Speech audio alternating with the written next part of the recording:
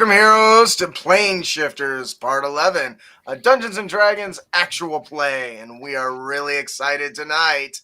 Tonight, the battles, the gauntlet is thrown, the ground is trembling, and our players are about to get it on. So we last left our wonderful heroes as they entered the Grull territory, and in order to rescue the Duke of Duke Ravengard? of Elturov. That's the name of the city. I was gonna say, I don't think his name is the Duke of Shit. That doesn't sound right. No, of course not. And so in their haste, they saw on the hollow vid some battles going on in the territory of the Grull that was between the Grull. Do you guys remember the name of the clan specifically? The searing trees or flaming trees or something? Something like that, yeah. Burning trees. Burning trees. Yeah. There you go. And it is not looking super great for the Boros. The area is swamped, and our heroes are doing what they can as they come up upon this, but there are two abnormal monstrosities that the Boros Legion is having trouble. Most of them are battling the Grull back to back and are holding their own, but one monstrous giant, big muscular beast has been grabbing the Boros and beating the living daylights out of the surrounding soldiers. A big, massive, bus-sized battle boar is charging through their ranks and disrupting them to the best that, unfortunately, to their surprise, they can't hold a formation with this thing around. Our players have arrived at this broken, burning city street. Destruction, cobblestone from buildings all lays around. You can hear the screams off in the distance from the clash of the warriors and the civilians that may or may not still be in the area. And clearly the Boros Legion cannot handle these two monstrosities. As you guys stand over top of the scene of horror, blood splatters all over the ground as the boar is charging through, leaving its little footprints. Why don't we go ahead and introduce all the players, and we'll get started. I also forgot to... I actually reviewed the notes, and I actually have a skeleton with me. I totally forgot about that. Oh, yeah, it's true. I'm a dead guy with a bow and arrow. Yeah, I forgot about that. Oh, so I will get something on the screen for him. In the meantime, why don't you go ahead and introduce yourself and your character, and then pick somebody else to follow after you. Are you referring to me? I was. Okay.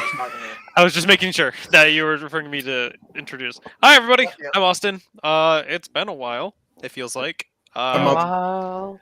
Yeah, about a month, actually. I'm playing Zorax.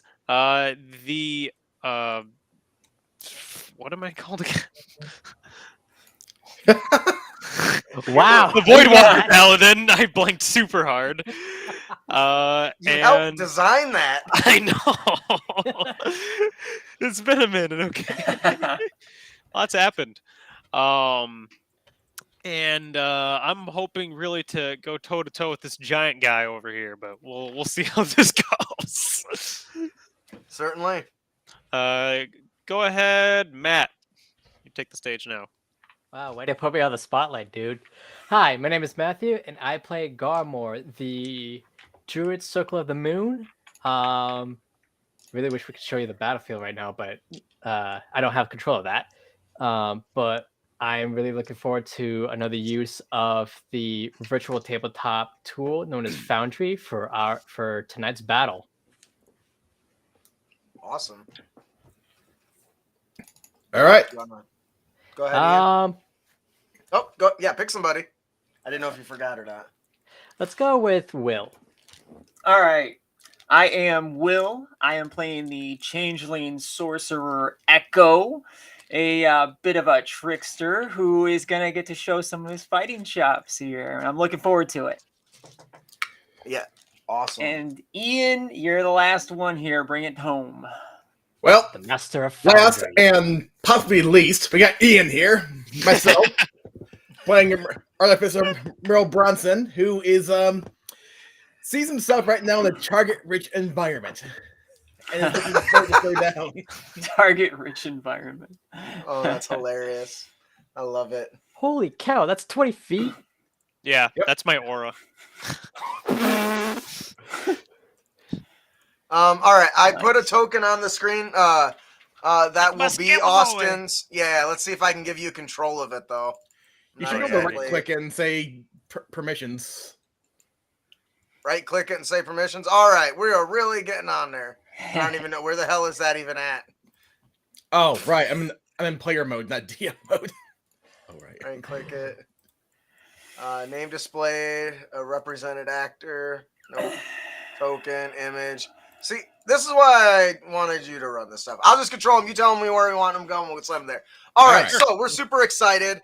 The battle is set. You guys look up and you see this probably 20-foot tall, monstrous beast just slamming over buildings, knocking over the Boros Legion, doing his damnedest to start demolishing this entire legion. You guys look over the site. The boar is charging through, splattering all the Boros Legion and some of the Grull in the process. Axes are swinging, arrows are letting loose. There is an entire barrage of battle around you, not which is going to present quite the hazard. It's going to be difficult battling in this area with arrows flying, spells slinging, and constant battle around you. Thus, this will be represented by a legendary action that'll happen at every single top of every single round, plus one or two other surprises I have for you. So, so with that, why don't we delve into it? Garmore, your heart is racing. You see all this trauma around you. What are you going to do? I look to Merle. Looks like we're gonna need some help here. And for my 7th level spell, I cast Conjure Animals. Ooh. Radiating extremely green energy. So, for those of you who don't know what this is, you summon face spirits that take the form of beasts and appear in unoccupied spaces that you can see within range, 60 feet. And you can choose one of the following options that appears. For this scenario, I can choose 8 beasts of a challenge rating of 1/4 or lower. However, since I'm casting this at 7th level, I am summoning 3 times as many.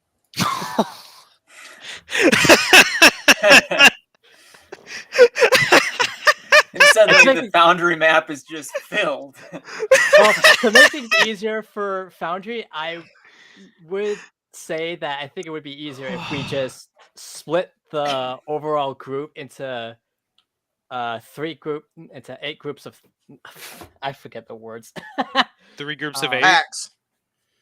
3 packs. Groups of 8. Yeah, that works. And you messaged me this in advance, so thank you for allowing me to prepare. Yeah. Where does it say? Does it say where they appear? Do you get to pick?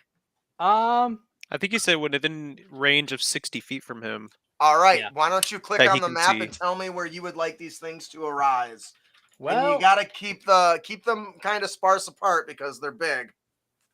right. I'm going to summon one group flanking this group of Gruul right here. Okay. And I'm going to hang on. Let's see. Need a directionality of right. Another group. No, right you do have to see. So is that actually able to see? That's right fair. there? Yeah. So I didn't draw walls for this map, Okay. mostly because I didn't have time. But yes, you can't see over there from where you're Okay. at. So, but can I see over here with this squad? Yep. Okay, Yep. then I'll summon another group right there. These are big tokens. Well, they had to be able It's to a pack.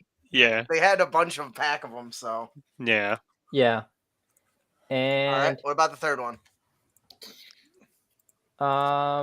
let's see.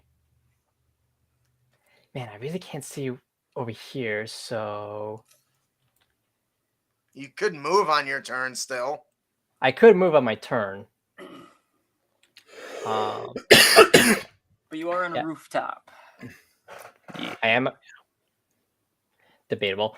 Well, right Let's now, go- everyone. I made it clear that everyone, you guys ended at the top of a rooftop. Yeah. did. The plus 20 feet or. You know what? So Let's that's put where you're one at. group right about here. Okay. What else are you going to do? Can they attack and stuff the turn they come in? Do they get their own initiative? They The get their summoned own creatures are initiative. friendly to you and your companions. Roll initiative for the summoned creatures as a group, which has its own thank God. turns.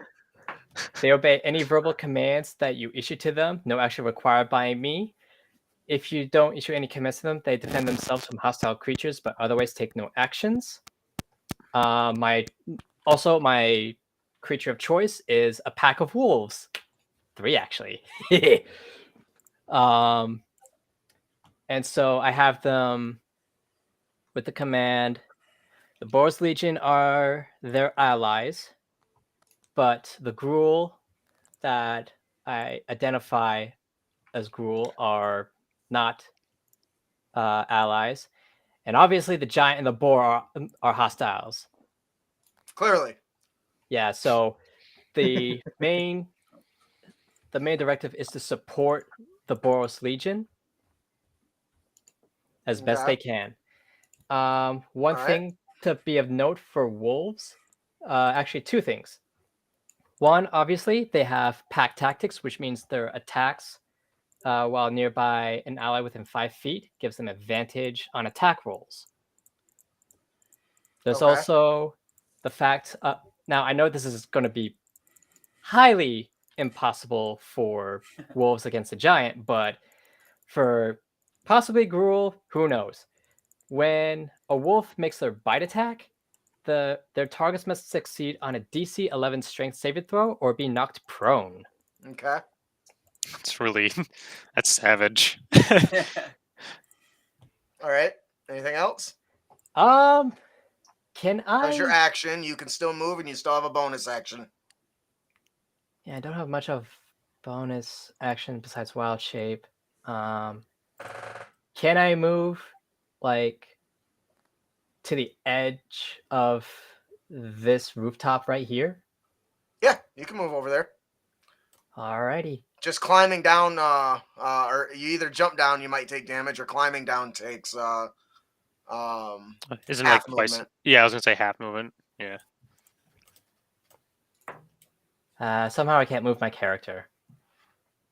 Have you tried turning it off and back on again? You are also in ruler mode because you're making a thing.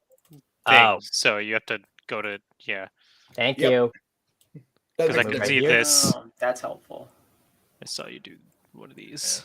I had a nice little message conversation with Ian earlier that next time I want to do this, he's got all these mods and stuff. He's going to run this for me so it looks all fancy and pretty. All I got to do is DM, and I am excited for that. Yeah, he messaged me about this when I was asleep, so. Well, I didn't think I was going to have time to get it done, but I did, so. All right, so you still have a bonus action. I think a timer on this thing would be great. No, I'm good. That's gonna be the end of my turn.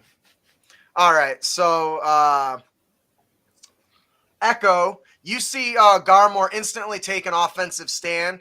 He runs over to the edge. He begins channeling this green aura energy that rushes through his body, and you see almost like these fog-like veils open across the battlefield as you see these raging, fang-ridden, clawed wolf packs just come scrounging out. They start howling in the air and begin attacking. What was your initiative roll for them, by the way?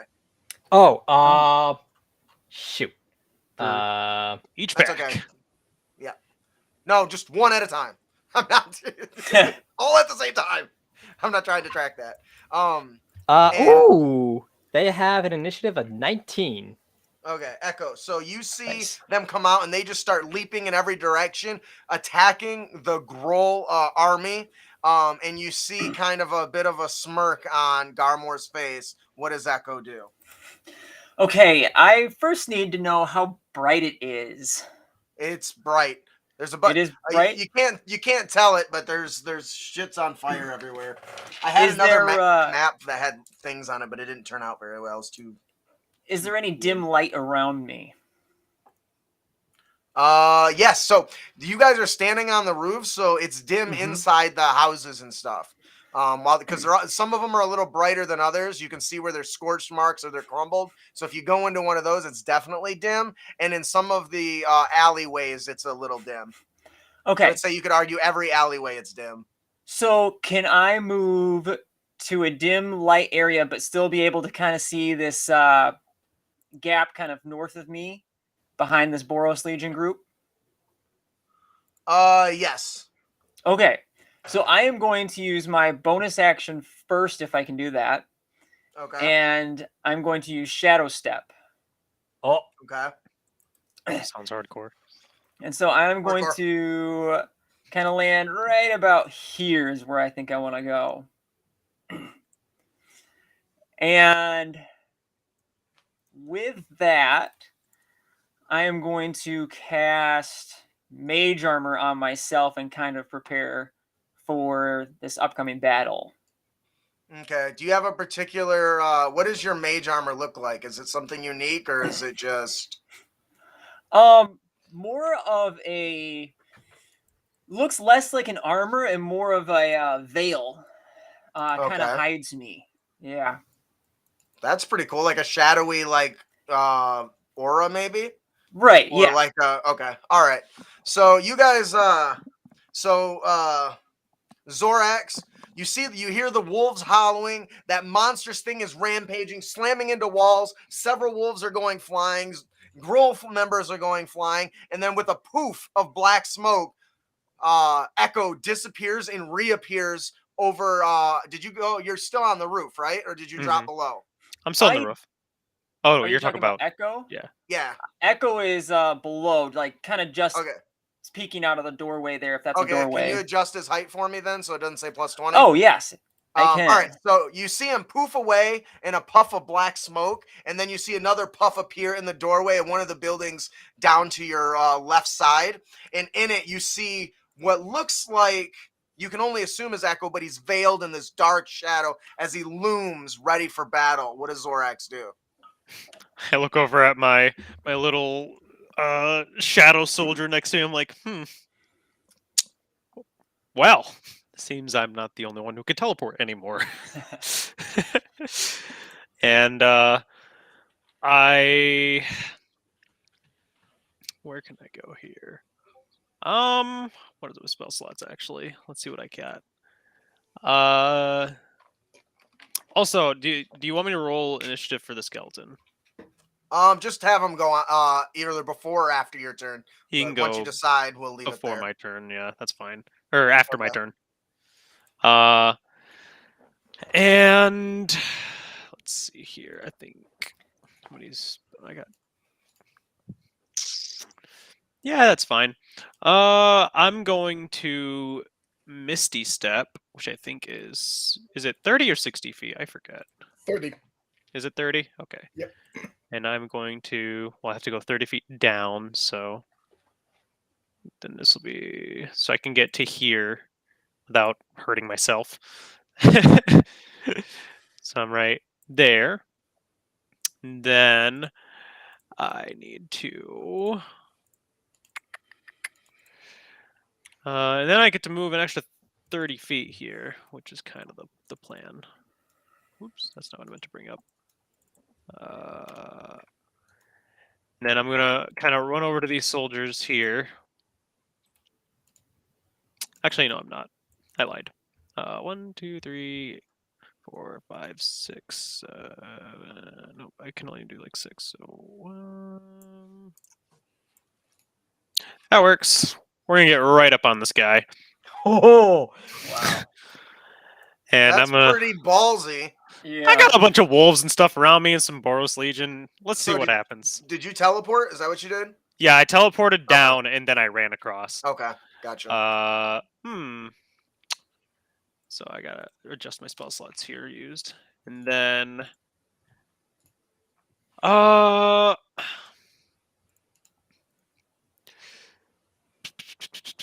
I'm going to cast Shield of Faith on myself.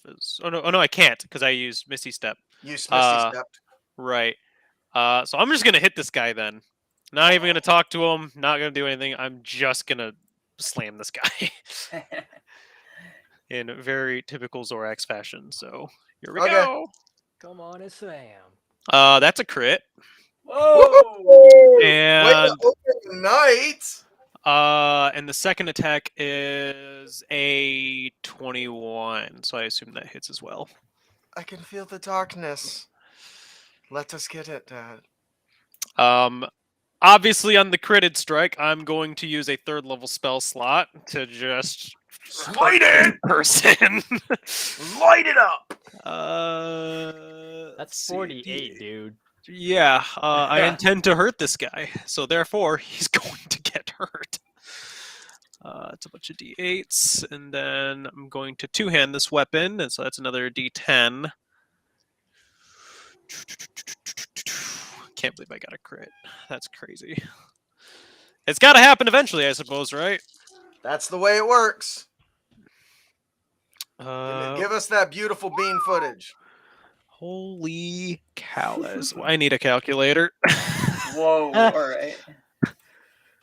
Okay, let's see. We got 8 plus 6 plus 6 plus 5 plus 7. Does he have any? I guess. Do I need to? I'll figure it out. I'll keep the blood or the slashing damage on the side here.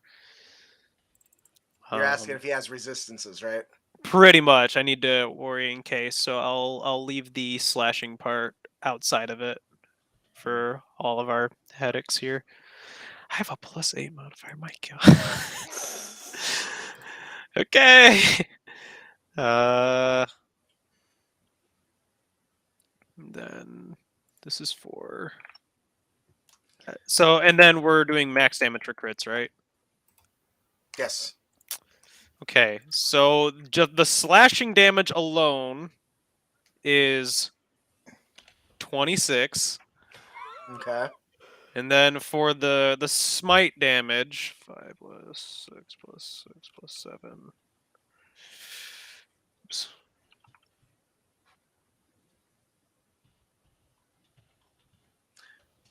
And then Maybe we should have used the integrated roller. maybe. So that's 24. Then I forget- 56 the light damage. What radiant? Idiot. Do you want to do another? You have extra attack, right? Yep, and the second attack did hit, so I have to roll for that as well. But I'm not gonna smite this one. No worries, guys. No math ahead. He's like, I'll save some for you too. Then it was an extra 10 slashing damage.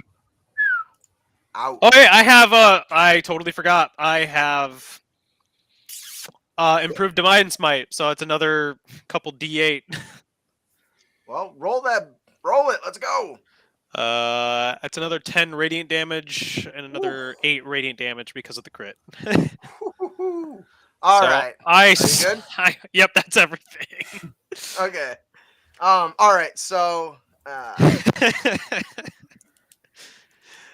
Paladins and crits, man. I'm so telling you. Merle, you look over, and just as quickly as the wolves arrive, Echo vanishes, and you see a puff of smoke and a dashing Zorax on the field. He's running through, bobbing and weaving between the Grull, the red-skinned Grull soldiers and the gleaming armored Boros Legion, running right for this ginormous creature.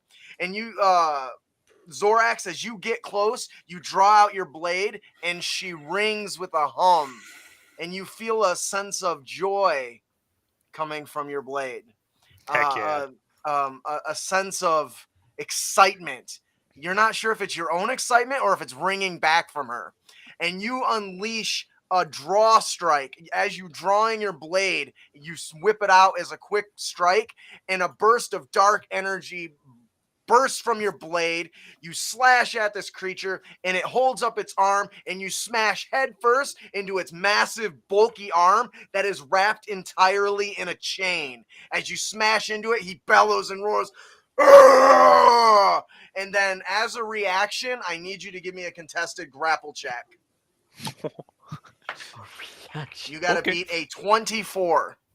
Yo. I did You not can- beat it, unfortunately. you It can was do on a athletic. 17 and rolled to a 3. And I was like, So this monstrous beast chains unravel from its arms and start flailing along as if they have minds of their own. And one of them reaches out and coils around you, grappling and restraining you. I can't He be good. goes, "That hurt, you fool. I will devour your soul." And you hear with a deep guttural whistle, "Come here, Spot." And the boar turns, snorks, and just kind of revs its things and begins charging at you full charge. And as it scurries around a full charge, it's plowing through Boros legions, wolves, Grull. They are all just going flying like pins until it does a direct smash right into your restrained, weakened ass. Now, if I recall, restrained. oh, I'm restrained. Oh, that's not good. Yeah, I thought I was it grappled. says you're grappled, and then it says if the grapple succeeds, they're restrained. Got it. Oh, it's way worse.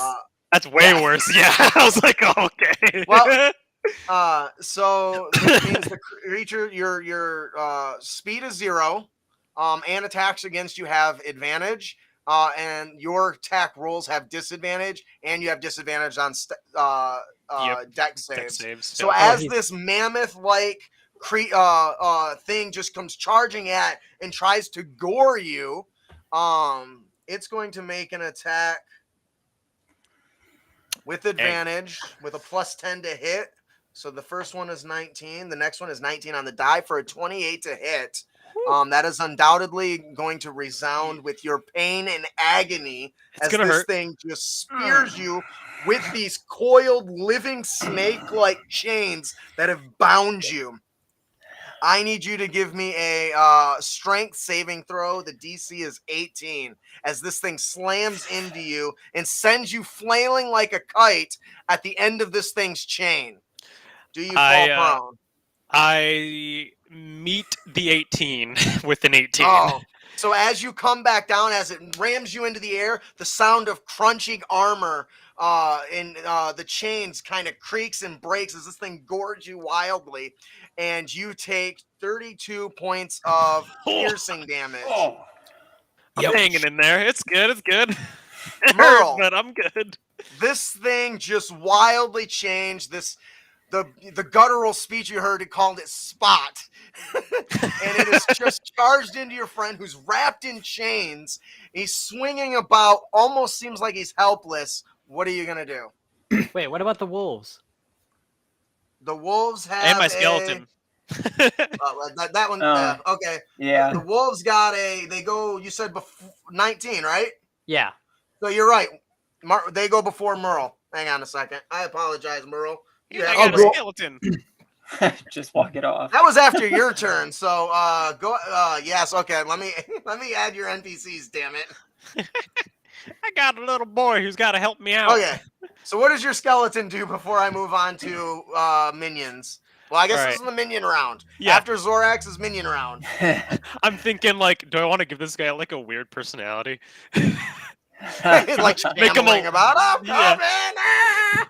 So he looks at me, and his jaw literally falls over. It falls off his body. He's like, "Oh no!" And he kind of hobbles on over here, like he's little, Can like you move little. him yet? Yeah, I can move him. Yeah. Okay. So he's all kind of gangly. He's like real big, goofy strides.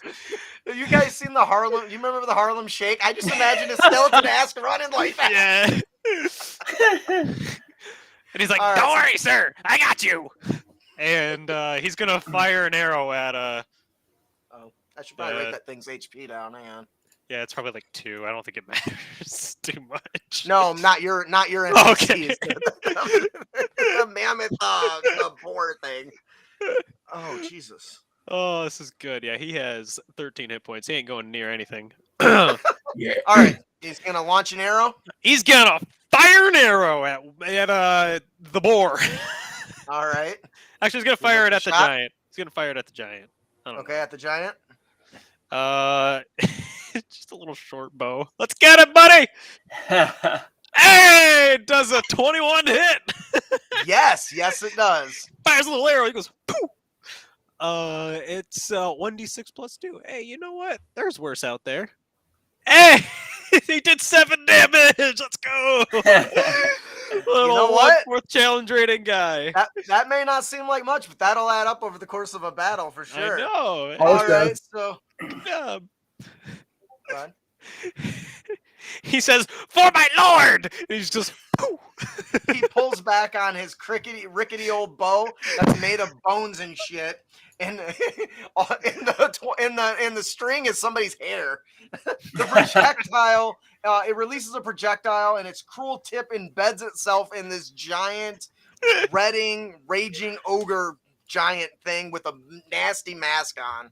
And it doesn't even flinch. It just kind of, the arrow is just kind of lobbed in between two of his muscles, and as it's flexing and throwing and punches and swinging wildly, you see it just snap under the weight of its muscles. All right, the wolves howl and let loose a trembling pack howl and begin bellowing. What commands are you going to give them? Well, I'm going to have the 2 in the south just straight up attack the boar. Okay. So then they already got him flanked, so that's great. That means I don't have to move him. Yeah. So Convenience. All right. So, what I want you to do, you're not going to roll attacks for each individual one. What you're going to do is you've got 8 in each pack, correct? yes. So I want you to roll me a d20 plus their mod, and I'm going to break up the hit by how high the roll is. So if you roll 5 or less, they all miss. If you roll 5 to 10, we'll say a quarter of them hit. If you hit 10 to 15, half of them, and anything higher, they'll all hit. Okay, so I just roll a d20 and determine if You'll Any of add their them- modifier, but yeah.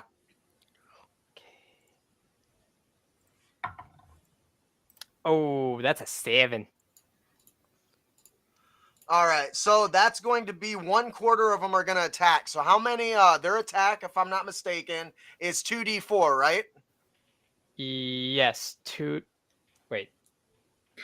Their wolf attack, right? The damage for the bite.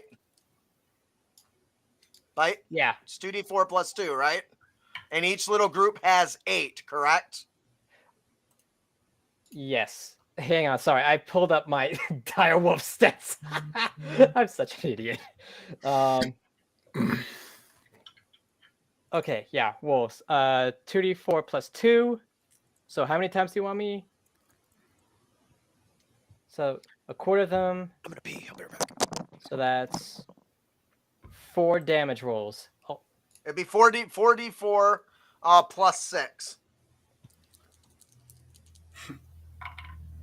And you'll make that same roll for each of the groups.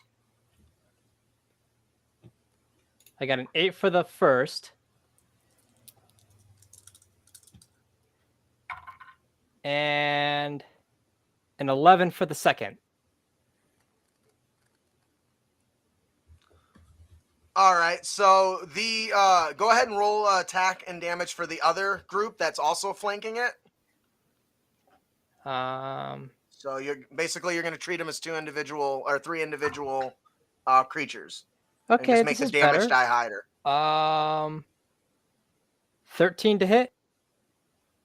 I Well, it's a 13. That's gonna be a quarter of them again. No, it'll be half of them. So All go right. ahead and roll 8d4, and then add 8 to it. I'll try. This is much faster than having you roll them all individually. My digidice are rolling. Back. Come Okay. on. 16 plus what? 8. So that's 24 piercing. To the boar, right? Yeah. Okay. Now that's the 2-packs. What about the third one? Since they're in proximity to the squad of Gruul right there, they're gonna attack them right then. So It's going to attack who? I'm sorry. they're going to attack the Gruul. Okay, Right okay. here?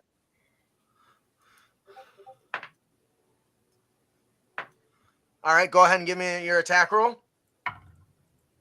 Ooh, I got a 21. Nice. So they're all gonna hit. So what? That's 16 d4 plus 8.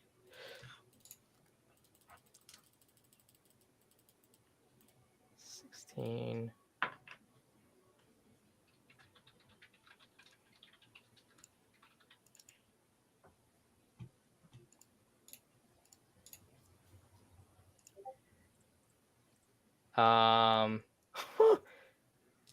What's the damage modifier if it's all of them? Is it like 16? It's +2 for each one, so +2 +8. Yes.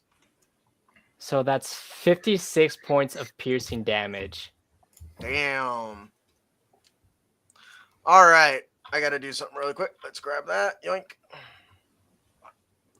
Gonna make a change. I didn't change the way I wanted. Damn it.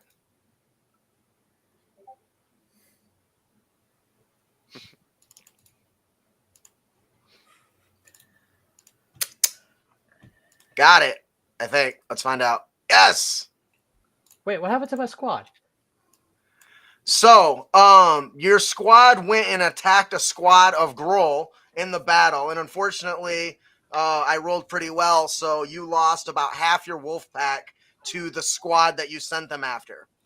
On the other hand, because you took out that squad, when the lair action comes around, it's going to do less damage. Oh, Oh, nice. Well, I wouldn't say that to you. See how much damage it's going to do. Well, Still a lot. But, all right. So that's all 3 of them, correct? yes, that's all 3 groups. So as you're evaluating the battle that's unfolding around you in this court area, the Boros are battling out with the Grull. You see poor Zorax is entwined and changed and is just being gored ravenously by this giant bus of a boar. You see that one of the best ways to get him off him, you command your wolves to attack and have a little bacon to devour. So they they start jumping up on top, clawing at this thing, they're sinking their teeth deep into its fur. Blood is being drawn. They're flying. You see them flying left and right. They're smashing into houses, smashing into each other, into the Gruul, into the vicious of how vicious these creatures are. They're just swarming this thing. And you do lose a few in the scuffle for your big group, which means you can no longer gain the benefit of hitting with all of them, only up to 75% of the 2. You hurry up and see that part of the Boros Legion is really struggling. They're outnumbered by the swarm of Gruul, so you command your other pack red furred wolves as they launch over. They jump in the fray. Unfortunately, they are fighting trained soldiers who take on a phalanx style defensive maneuver and just start eviscerating some of your wolves, but not at a cost, as the wolves start to go for the throats, drag away their family jewels, rip off their legs.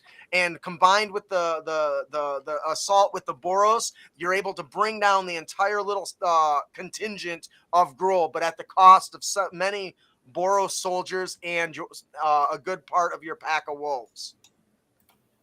Could be worse. Now can I go to Merle? Yes, you may go to I think Merle. that's everybody. All right, Merle, you just see this chaotic mess going on. You're standing up on top. You've got a great view. You're probably flying, I would guess. Not yet. As you're okay, you're looking over. You've got targets. You've got options. You see Echo kind of waiting in the wings. What does Merle do? Well, Merle's going to fly over here. Merle's going to target the big filler over there with his arcane turret. Okay. And he shall attack. That should be a... Come on. Come on. Do the thing. That'll work for 17 to hit. Yes, that's going to do it. For 14 force damage and knock back 5 feet. Ooh, does he have to make... He doesn't get a save or anything? Nope. Okay. I imagine that's also going to drag Zorax with him. Probably. Since he's got him grappled. And because that was a, shall we say, a bonus action, for my regular action, I'm going to cast some Fireball. Let's see. Okay. And that, come on, So what are you casting? Fireball. Fireball? That seems like Fireball. a terrible idea, but he's got good aim, right? That's probably why he knocked him back first. Yep. All right. So that should hit the giant and this Grull, blow him and nothing else. You're gonna take out part of my squad. No, it should be outside the area. There you go. Maybe a It's fourth fine. of I'm not them going to will let him mix. barbecue your guys if he's making an effort not to. Yeah. Okay. And the guy roll a dex save of 17. I got a 5 on the die, so I'm going to say that's a no. I also see And a that's- squad of like I said, Gruul to the south of the giant. Yep. Yep. Mm-hmm. All right. And the damage is going to be 25 fire damage to both. Ouch.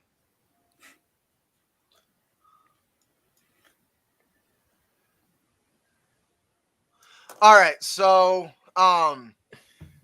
anything else? That was your move bonus. Are you you're flying now, right? I'm still on the No. roof. Okay. So I you flew did to your the roof. I'm not flying now. okay. So you landed. Oh, I need that back up. Put that thing back up.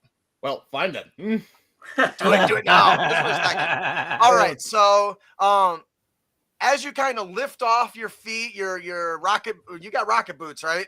Or they got feathers? I sure. don't remember. Wing I don't remember boots. what you said they were. They make you fly. Yeah. So a little, and you kind of like air launch yourself, very Iron Man-esque, over to the other building on its roof. Your arcane turret kind of crawls up on your shoulder and releases a blast, and it kind of charges up and releases that impact blast, and it hits this big thing. It's like, and it kind of yanks poor Zorax with him as he slides back, and you see him kind of slam his arm into the ground and kind of slow his retreat. And he looks up and he screams and bellows. Poor Zorax is just getting slobber all over him from this thing's bellow and insults. Wait, And with where's that, Austin? what do you mean? He fell out of the stream. Oh, well, yeah, there we go. There's Zorax. Yep. Sorry, man. And as you knock him back, you kind of look with a smirk. You hold up your gun, cock the thing, or cock the gun, pull a blast, and this burst of almost like a meteor erupts from it, slinging in just behind the creature, erupting and blossoming into an inferno. The thing bellows and rages. You can see its skin is just as it burns, and you hear the faint screams coming from a distance just behind. And as part of the wall explodes, you see you just lit a building on fire, and you can see in the distance what looks like innocent civilians inside the building. As the building is now burning around them. It wasn't already? Well, they were in as safe as they could find. All right, you can get rid of the thing now. Okay. All right, so Merle, as this kind of happens, this thing gets raging and angry. He just bellows and rages. He's going to take his anger out on somebody, and he's not too happy about it. He sees you up there. He charges over, carrying poor Zorax with him. Oh. As this chain in his arm that's coiled around is wrapped around Zorax, and he's just kind of lumbering along. He pulls back his other hand with the wild chain and smashes it into the building, and the entire thing below you crumbles, and you come crashing down 20 feet. Do I? Well, that depends. Is your flying still active? Yep. Because I asked you and you said you weren't flying, but it's still active, right? Which isn't the same thing. I should have worded that better. Okay, so the building comes crashing down, and it looks like that. Did we move that skeleton? I thought he moved. Or did he not move? I think he shot from the rooftop, didn't he? Yeah. I think you're muted, Austin. I can't hear you. Okay. No, so I see yep, got nothing. So he punches me, correct?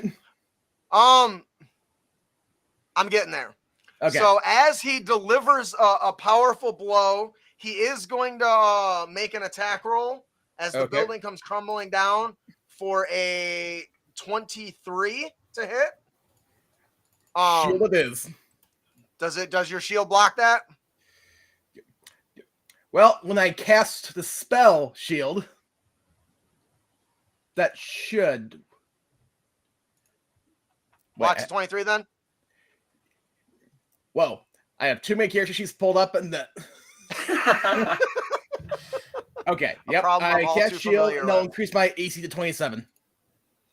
Okay, so as the blow comes crashing in, your a little thing pops up on your shoulder like a little satellite and releases an energy, and this thing smashes into it with a full fist and just cracking and pounding on your shield, and it's releasing this gout of energy. It roars very much like and it just starts pounding, and it can't break it. So it turns and flails and sends a living chain off in the direction of poor Echo. Oh! It can't penetrate your attack. We lost Austin again. Yeah, I got him. Okay. Can you guys hear me now? Yay! got There it. he is. Okay, it's all not right. showing that you can. Oh, there we go. Okay, so that is going to be a 20 to hit. Echo? That hits. Yeah, it's unfortunate for you. Yeah. Damage. So my skeleton's gonna 40. fall a little bit, right? Yeah, you need to give me a dexterity saving throw to see if he how much damage he takes. Because it's 1d6, but it'll be half if he succeeds on the DC save. I don't think he succeeds.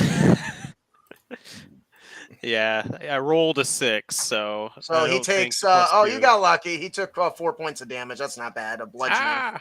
He has vulnerability to bludgeoning, so maybe not. No, does he really? He does actually. He's like, ow! Yeah, actually. So when you're vulnerable, is it double the damage? Yes. Yeah.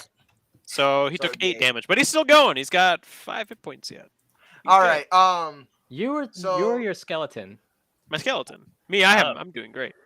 So Echo, as you are hiding in this thing, you don't see the creature look at you as it's pounding and railing on poor Merle. His energy shield's absorbing the blow, but you notice that the chain almost begins to whip and come alive and lashes out towards you and wraps around you in a tight squeeze.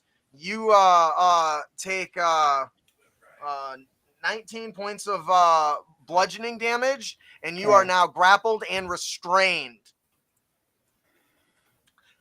And you can feel these things twisting and tightening on Zorax and on Echo, and they're squirming without this guy doing anything. They clearly have some sort of mind of their own.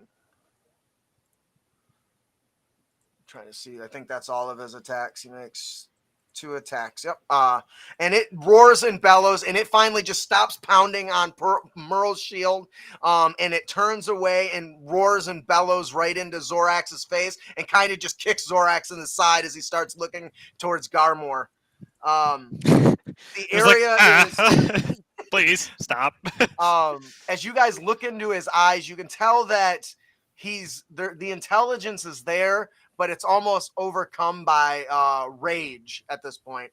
As it just continues to knock down anything nearby. The Zoros are taking on very complex battle stances, and they're fending off the Grull to the best of their ability. Arrows are flying, spells are flying. I need everyone to give me a dexterity saving throw. I'm Hey, at within disadvantage. Zorax's range. Well, are you 20 Not feet the up? skeleton. The skeleton does not need to. And I would argue also neither does Echo, because Echo is indoors. If That's you're 20 feet up, good. that doesn't reach you. It is not a cylinder. It is a sphere. Sorry, bud. What? So he's saying, oh, he's going to get my benefits for the dexterity saving throw, but he can't because he's 20 feet in the air and I'm on the ground. And it's only 20 feet It's out. a sphere, not a. It's a sphere too, right? Yeah, it's a sphere, so it's not going to Yeah. reach him. Nope. No. Sad face. All right, so lucky. I guess Woo! Echo gets out of it, and so does the skeleton.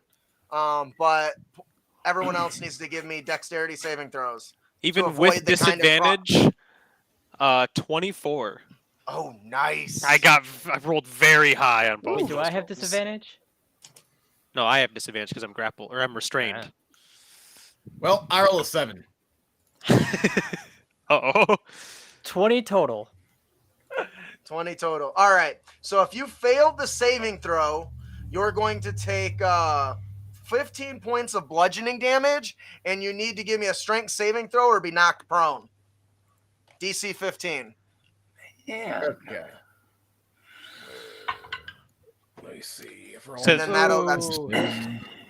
I'm prone. 4.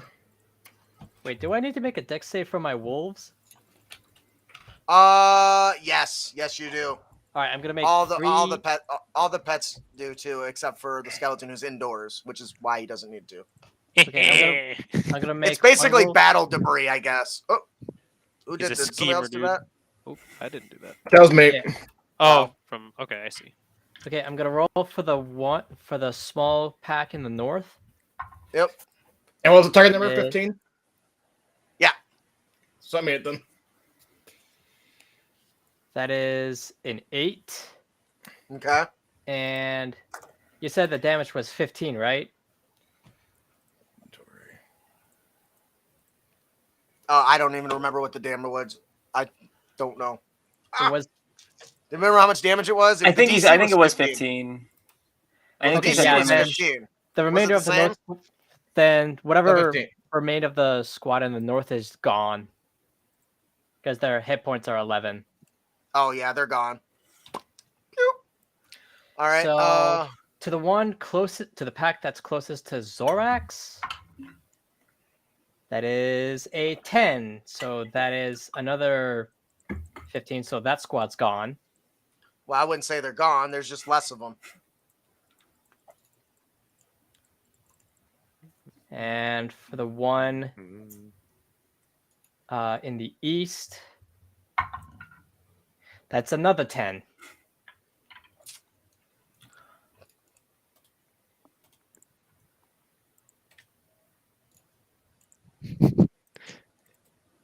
All right. Anything else? No, that's All right.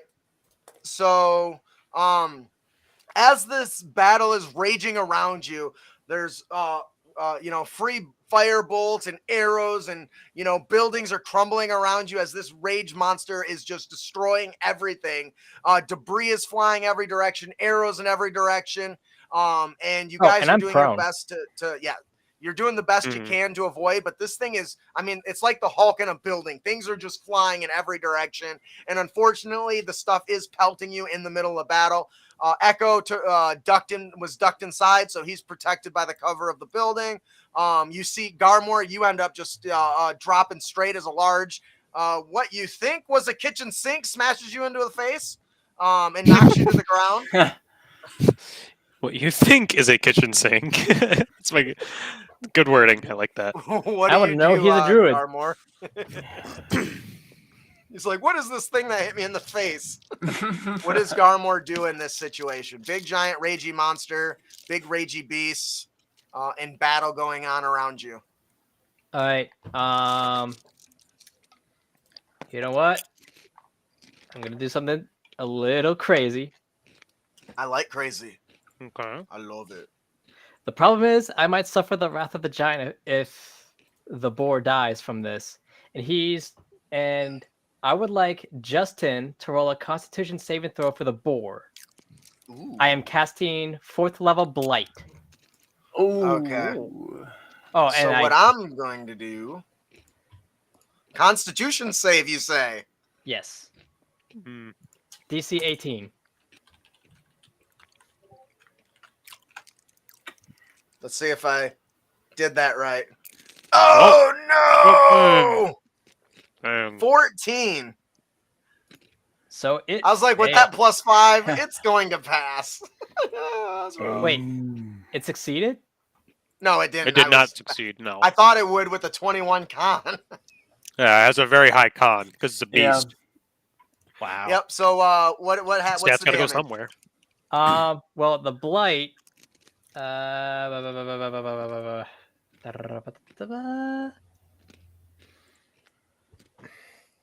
Yeah, 8d8 shoot. points of necrotic damage.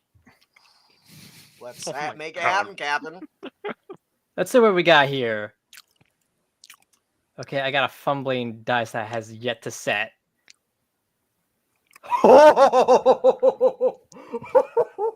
I think this is a repeat of last time, because that's 44 points of necrotic. Wow. 44, So- you say? Yeah, 44. So he thinks of the time from the ambush by the Orzhov Syndicate, and he just gathers the black mana of Ravnica and just shoots a beam of necrotic energy right at the boar. And black veins just course through its body. Dang. 44 is a lot. Yeah. Okay, so that was your action. You still have movement and bonus. Yeah. Huh. Actually, Maybe get up from prone. Might be a good idea yeah, I could get up from prone. because Are you you gonna don't do want them that? to hit you. Yeah, I'm gonna do that. And for good measure, he is going to use his bonus action to wild shape into a fire elemental. Ooh. Burn, baby. I don't know if I ever made a token for that, so Let's see. Yeah, I don't have a token for that, so just give him a wicked cool fire emblem. There you go. I gotta make you. Oh, you need a big icon too, don't you? Yeah, it's a large category. Okay, 1 second. I'll make one. Hmm. I'll make one when somebody else has taken their turn. So let me finish this. We'll If finish up you- your turn. We'll let the next person go. If you let's see if we actually have it in here. All right, so that's your. So you stood up from. You used your movement to stand up, and you changed. All right, so Echo, you see a dark kind of energy channeling up from the ground. Almost, you can almost smell rot in the air as it infuses Garmore, and then he channels it around him into a circle as it swoops around and launches it towards this beast. And as soon as it impacts it, you hear a as it's making this almost living noise as it packs into it. Its eyes begin to like die, and its flesh and hair starts to fall out of this boar, and it reels back in pain, and you start to see that you can see through part of its jaw and its teeth, and its tusks. and after the last second, you take a look at as the black energy fully engulfs Garmor and then dissipates in a burst of fire, and all that is standing there is this moving, living flame. What are you going to do, Echo? Does Echo need to break out of these chains to cast a spell?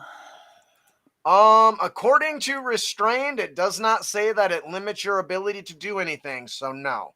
Actually, Okay. you said that the chains grapple the targets. They grapple, and then then while restrained. grappled, they're restrained. I'm The looking at. technical term is while you're grappled, you are restrained. Well, it says incapacitated. Oh boy. What? What does? Grapple. It says the condition ends if the. Oh, I misread. If the sorry. grappler is incapacitated. I Yeah. got you. We're good. Just looking out for your boy. No. Don't need Okay. to torture him more. So Still gonna get bodied by this thing until I manage to get out. Echo looks at this giant ogre-like beast, and he thinks, he doesn't look that intelligent. And just like he did with Osiv, I'm going to cast Dominate Person. Ooh. He's like, you don't look very bright. Exactly. And he just says, So he needs to pass a 18 Wisdom saving throw. Does that work on monsters? It depends on its classification. It is not a giant. I don't think falls under the humanoid category. So make sure you read that spell thoroughly. Okay. Make sure it works. It is a humanoid that you'd have to cast it on. Yeah, and a giant is not a humanoid. Oh, fact, okay. That's what it Purposes sounds. of that spell. Purpose of that spell, anyway. So I would not be able to cast it on him. Not on him. Nope. Okay. I just Then that changes it a little bit. Yep, that's okay. Do what you got to do. Where the hell did I put all this shit? discovered that D&D Beyond was calculating my spell attack wrong.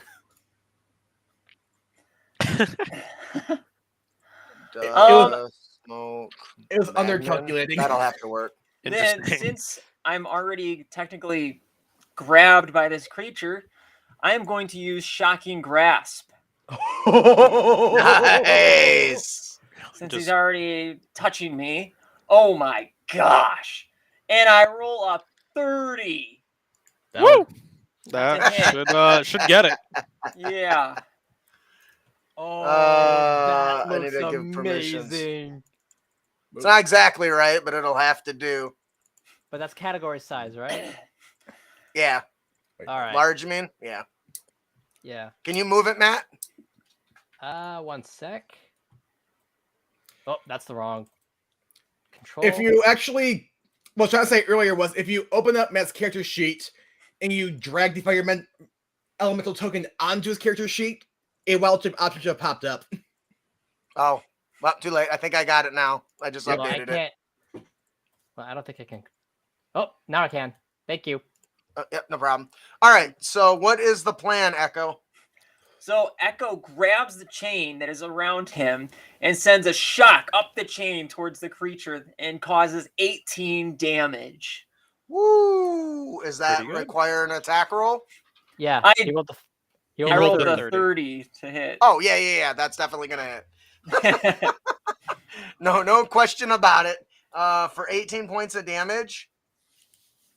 Yep. Anything else with key points or anything like that? Well, I don't have key points. I'd have sorcery points. Oh, sorcery. Sorry. You're good. Am I still in dim light in this doorway? I would have said yes, but now that there's a flaming elemental casting light in your general direction, I'm gonna say it's no longer dim light. All right, that Oops. would have been the perfect trick to just pop right out of those chains. Yeah. Yeah. Yeah, I had a plan. Some team Oh, non-synergy. yeah. Oh, DM. man, I can that help you would've with been- that I'm sorry. illumination.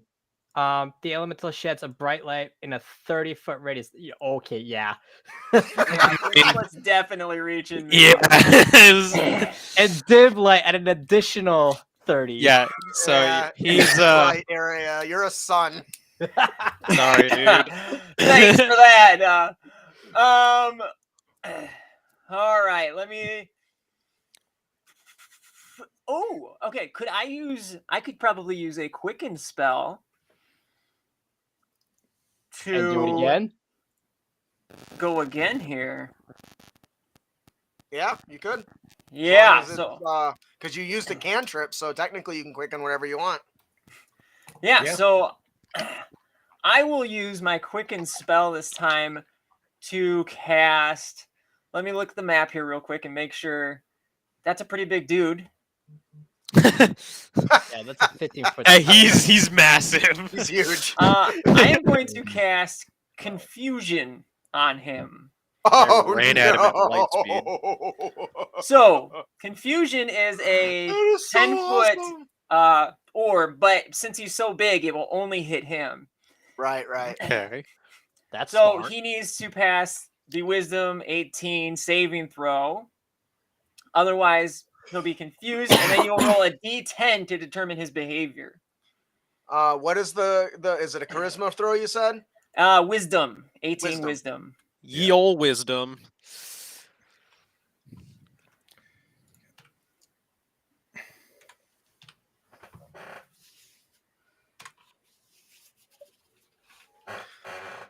Apparently I rolled for the fire elemental, but it's a plus 24. It's a 24 on the save. Okay, so that definitely gets passed. That's a shame because that was a good move. For those of you who don't know, confusion is a powerful control ability. You basically render the character useless. Yeah. So, all right. Anything else? Nope, that is all I got. All right. So, Zorax, as you're twisting and tightening inside of this thing, you look over and you see your pal Echo is just kind of caught in like a shadowy area until Garmor bursts into light, turning into a giant flaming elemental. And you see him kind of squirming, and then a burst of lightning just rushes from Echo and up the chains into the giant creature, and it just kind of and once again it just begins battering and swinging wildly, doing whatever it can. Oh, I totally forgot. What? He's got an ability that I forgot when he gets hit called Furious Defense, where when he takes damage, he can deal damage to a foe within 20 feet with his chains. So I guess Echo's going to take another attack for a 16. Oh, 16 barely hits. Oh, no. Uh-oh. Ouch.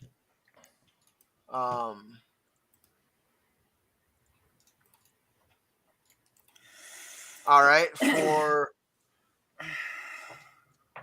21 points of damage. All right, thanks for smashing my head on the ceiling. I cannot believe I got a 16 with advantage. Like, how does that? That's so poopy. He's got a plus 10 to hit. I mean, I got a 24 at mean- disadvantage, so I mean, that is just the That's way it goes.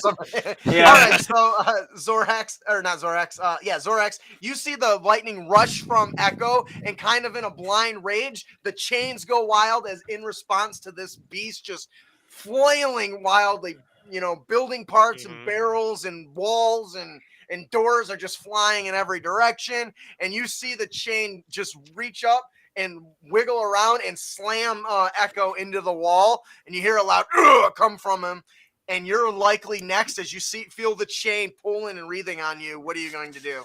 I think this is a bad time, and I I need to get out of here. I've been in worse situations, so I Misty Step out. There it is. Because if I'm restrained, I can't just fight it with a grapple, really. Right.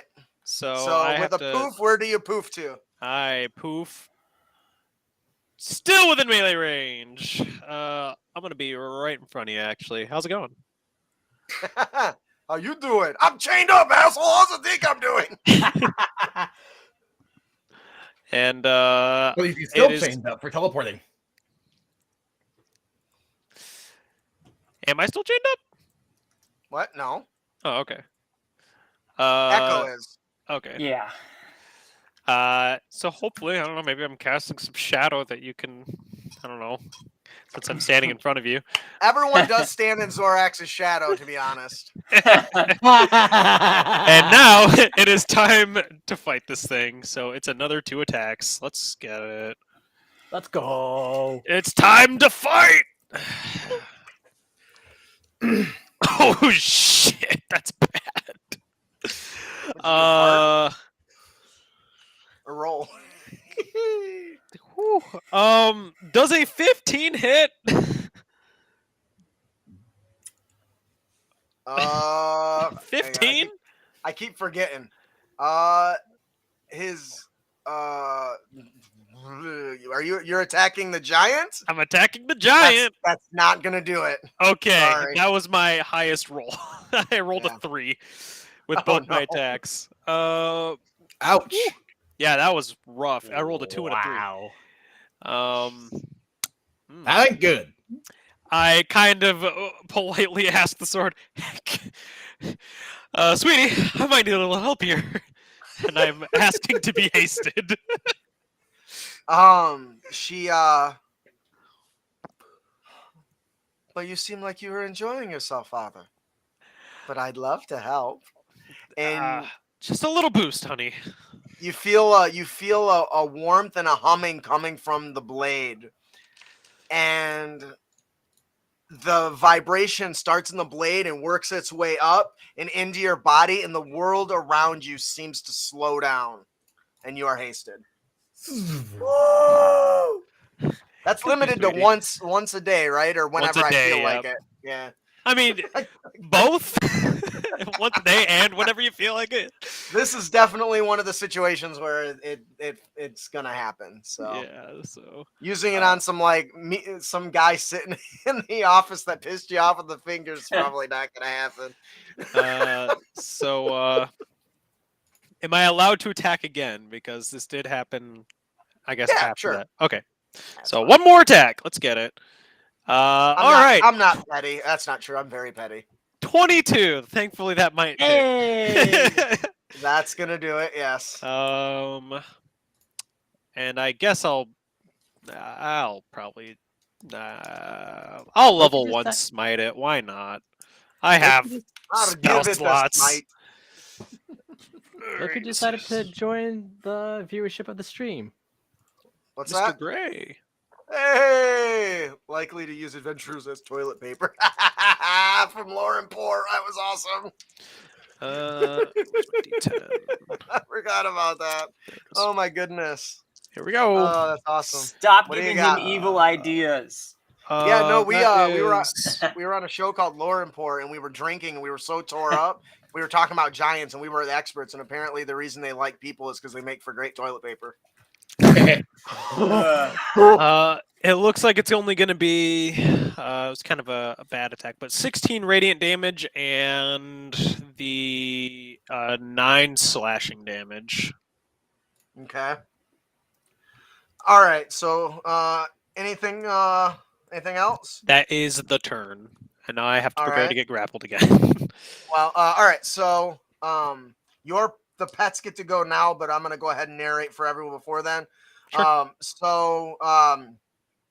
Zorax, you kind of you're caught and twisted in this chain, and it's squeezing tighter and tighter, and you just like, I'm finished with this, and you are swallowed up in a shadow and reappear on the other side of this creature, weapon drawn and ready for some to go. You do a nice vicious assault with your blade. A deft swing cuts and shears the path across your enemy's chest. But you realize you're just skittering across. What you realize now is another chain wrapped around its midsection, and realize with frustration that it didn't penetrate. You whisper a word of trust and request to your what is your sword's name again? Lumine. Oh. Lumine, and like the sun rising, she answers your call and fills you with light, and the world twists and contorts and slows down around you.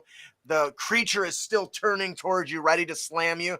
You kind of almost like an after image is created of you as you quickly dodge left and right to avoid its strikes and deliver a searing blow right under its armpit.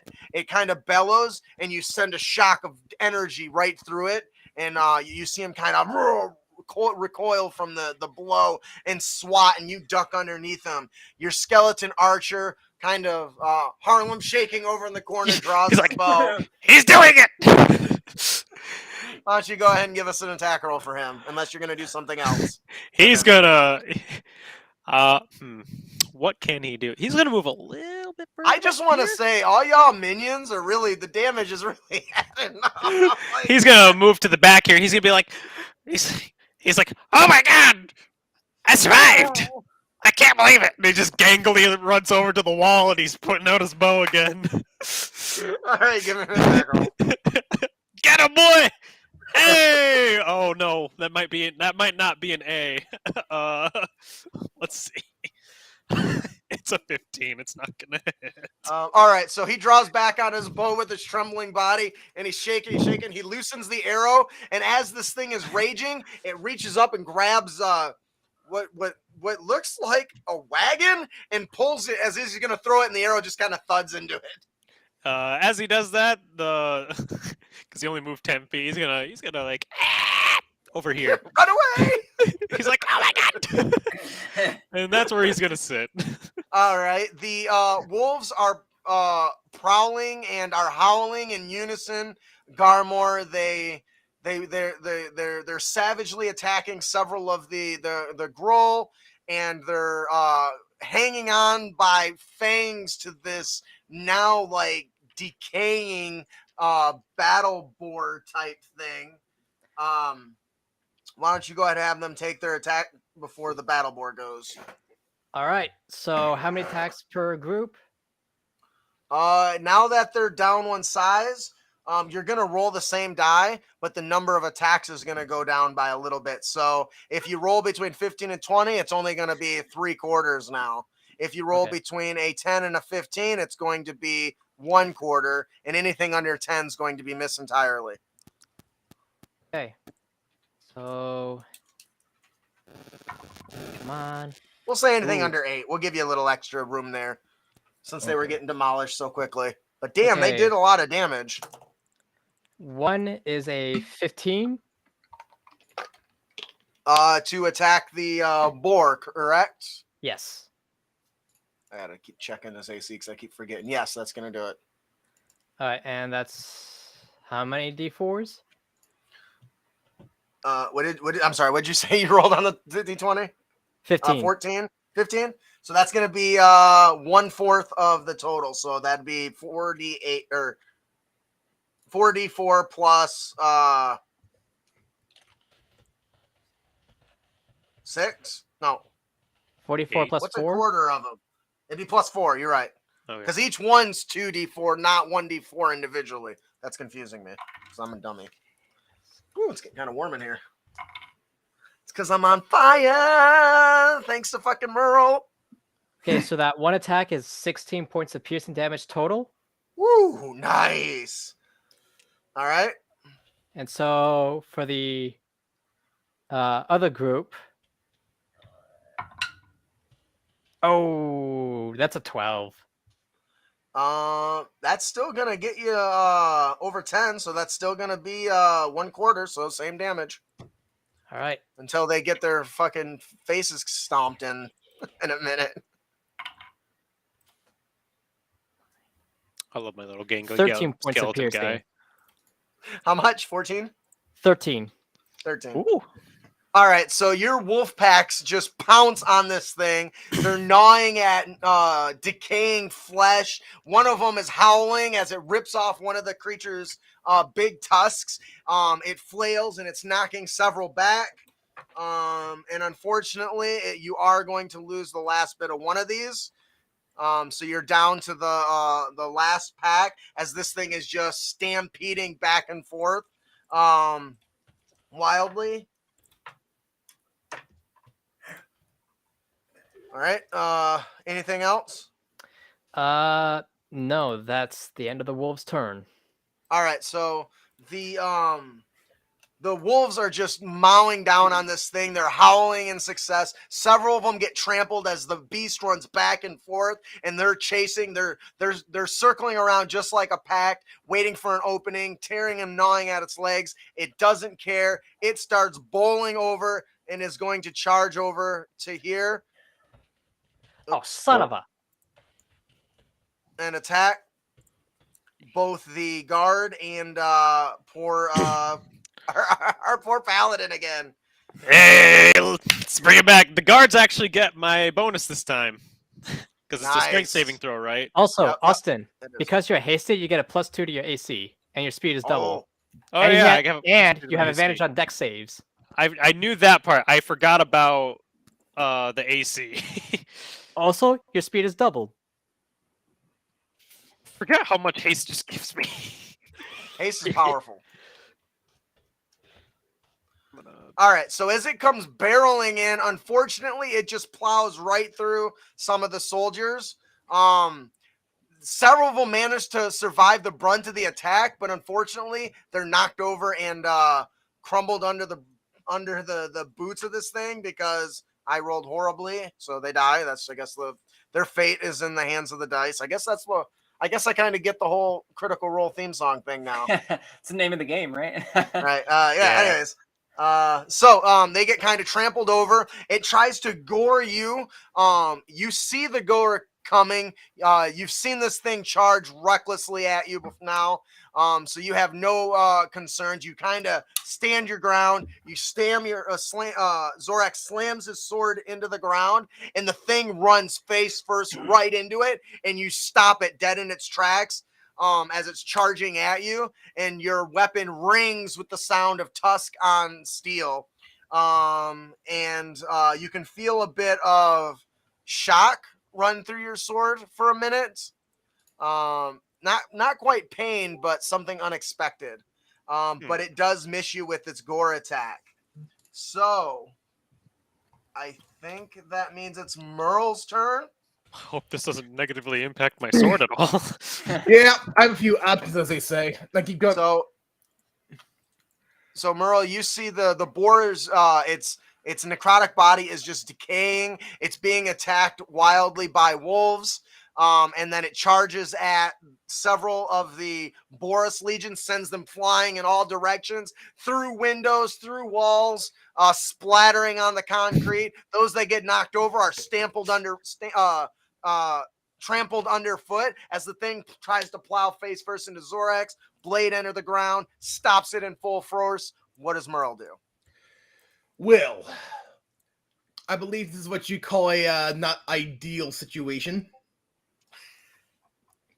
First off, I am not adjacent to the giant, correct? Correct. Okay. Well, hang on a second. Are you asking if you're adjacent to him or if you're within his melee? If I'm Well, he's adjacent also to 20 it. feet up. His melee reaches 20 feet because of his chain. So Oh, Okay. right. That's if you try to leave, he will get an op attack if that's what you're asking. I'm not sure. Anyway, I'm not gonna worry about it too much. Well, he's very tall, so the 20 feet does reach. Well, technically he's got a 10-foot reach, and then he's got 20-foot reach with the chains. Okay. That are animated. So technically they're attacking, I guess. Right. But I'm also not adjacent, if you want to be really technical about it. But I'm not gonna split hairs too much right now. Yeah, okay. Because I just want to keep things moving. Okay. Well, I just don't want you to feel like you're getting robbed out of a mechanic, that's all. That's fair. All right. I am going to move here. Okay. I'm going to target the boar. I'll tell you what, as I click along, I suddenly appreciate how many modules I have installed in my version of Foundry. Sorry. Oh, it's not a complaint, it's just an observation. If that makes any sense. I roll classic. The only module I have is I don't think I have any. Anyway, I could I'm gonna imagine target my- Echo the just. boar with my arcane turret. Okay. The attack is going to be a 17 to hit. Yep. To The the are you damage attacking the will be- boar? The boar, yes. Okay. All right. All right. Yep. The damage will. That can't be right.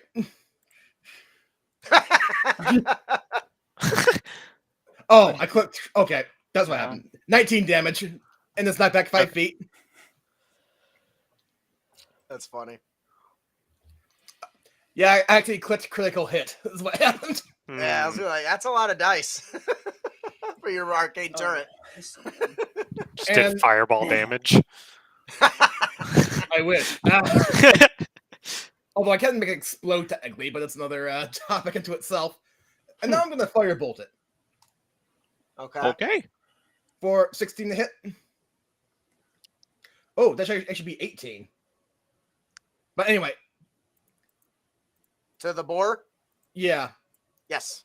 And the damage is going to be 20 fire damage. Heck yeah. Anything Heck yeah. else? And that shall be it for now.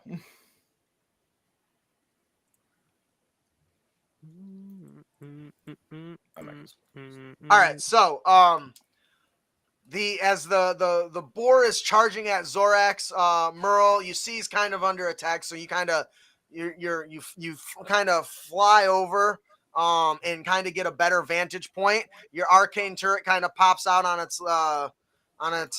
your wrist and just kind of shoots it, smacks directly into it. The massive force shoves the creature back, and then you follow up with a quick blast of your gun, shooting out a streak of red fire at it, searing out one of its eyes. You took out one of its necrotic eyes, and you see it stumble a little bit, and you can see that it's kind of shaking its head, and it's moving a little more sluggish than it was just moments ago. You've got it down to half health. Okay, and what I was saying a moment ago was I realized that D&D Beyond was calculating my spell attack wrong. Yeah, I don't care. Just fix it. Well, because it's giving a plus 10, it should have been a plus 11 because when I leveled up, it didn't update my infusion. So you care more than I do. Yeah. I thought you were gonna say that it's giving it too high. I'm like, we'll just go with it and fix it later. Get No. that fixed, and you're good to go. It didn't make the difference between a hit or miss, did it? Thankfully, no. Okay. All right. Anything else? I think that's everything, right? That should be it. Okay. This thing is pissed off. It is wailing, and it's ready to just throw down. So it's going to just start charging towards both. Charging is loose since it's standing over top of you already. It's You like, get hey, it. how's it going? It starts railing, and it does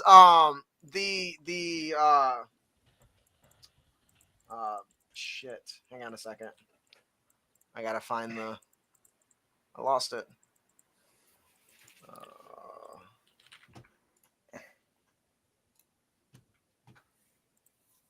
I got it.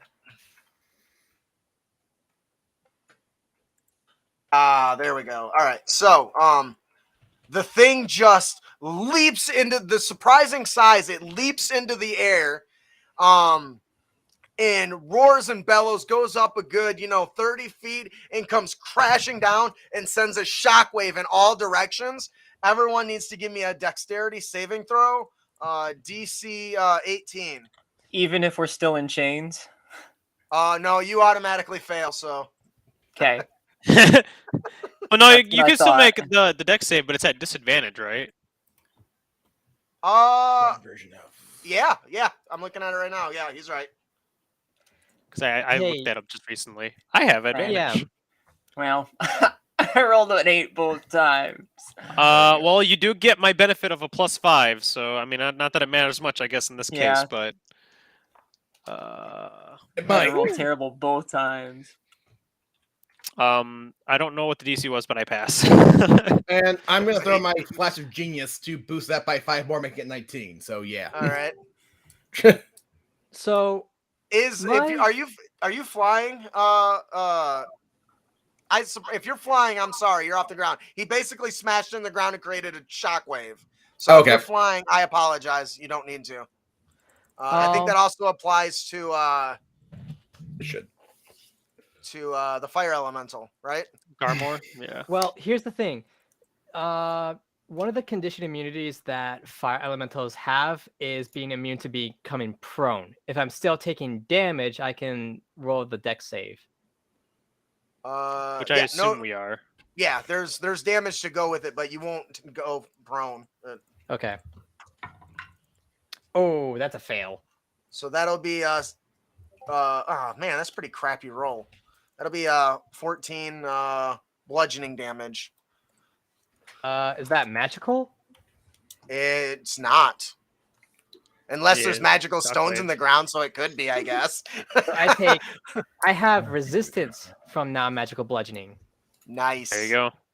Oh no, my skeleton! Oh no! Oh no! Wait!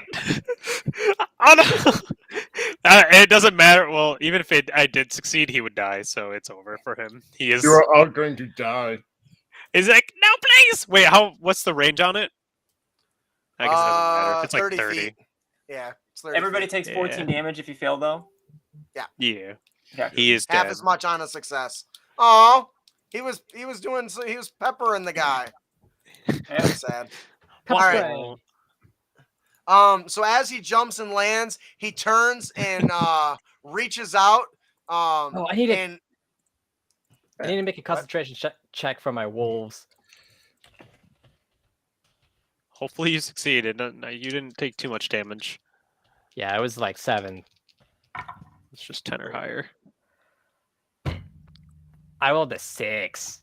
Nah, that's rough, buddy. So they are gone.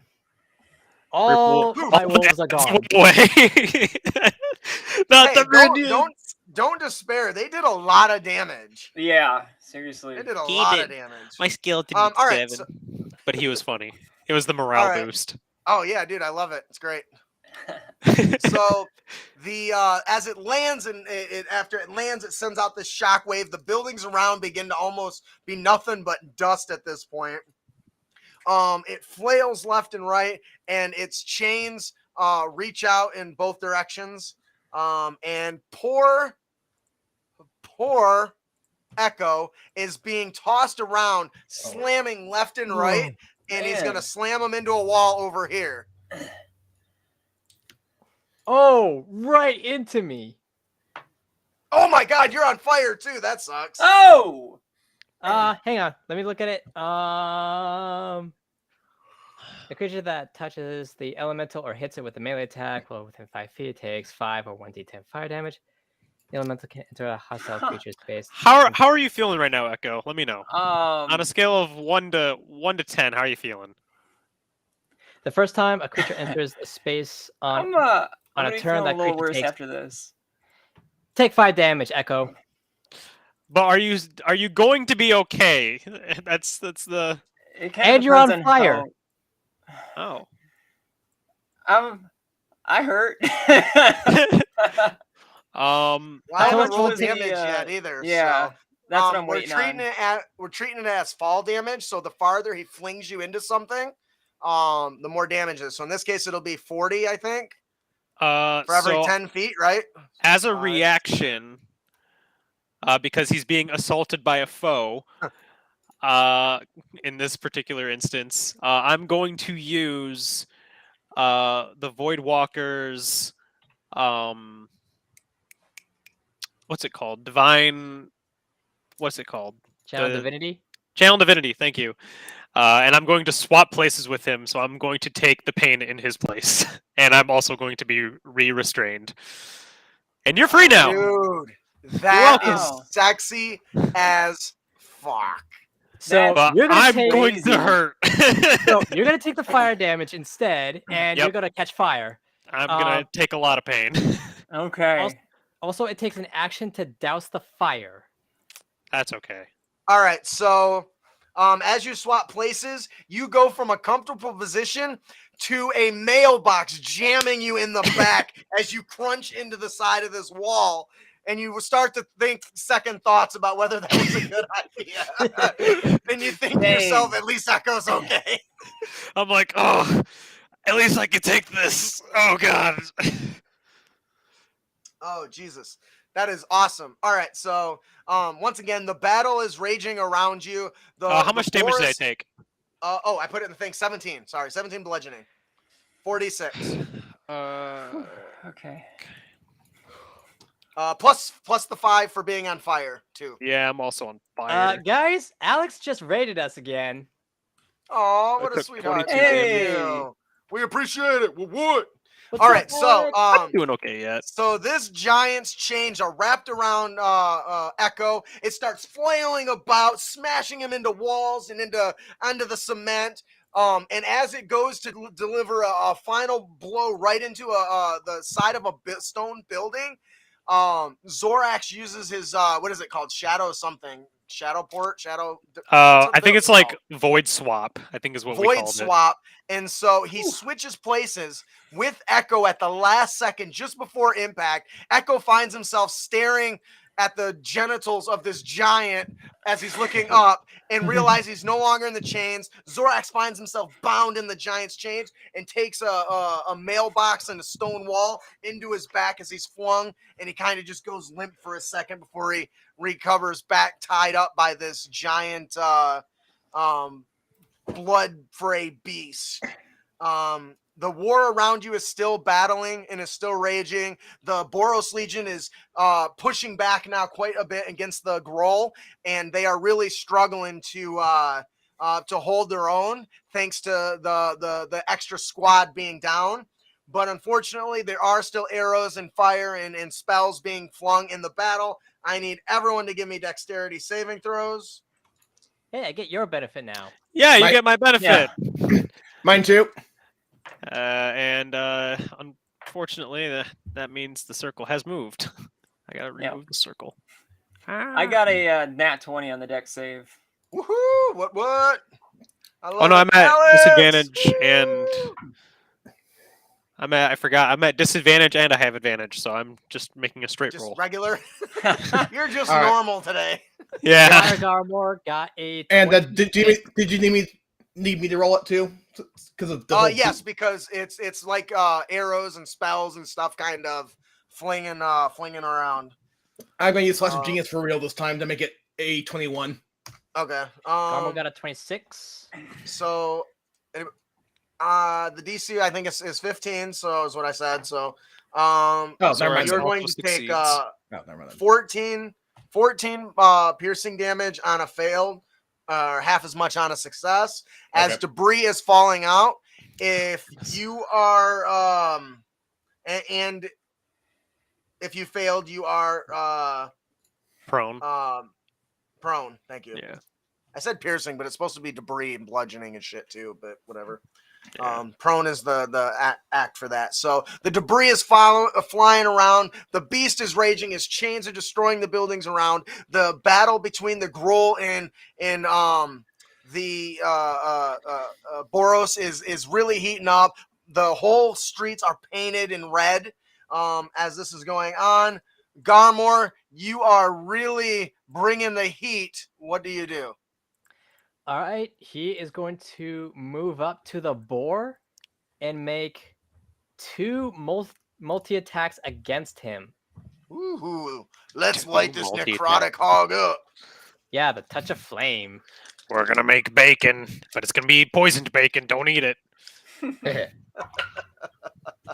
Oh, let's see. I have a 10 to hit and a 16 to hit. The 16 will hit. Okay, that's 2d6 plus 3. Mm. 10 points of fire damage, and since it is a creature or a flammable object, my target is ignited, so he takes another 5 or 1d10 points of fire damage. It's up to you, DM. It's either a What? roll or just the average. What's the average? 5. I'll just take that because I got no Okay. time for that. We have to make All enough right. stuff all happen. Yeah. Anything else? You know what? He's gonna use his druid feature. I forget what it's called. But it allows me to heal 1d8 HP per spell slot that I expend. Mm-hmm. And I'm gonna Nice, good use move. a level 1 to heal 1d8. Okay. All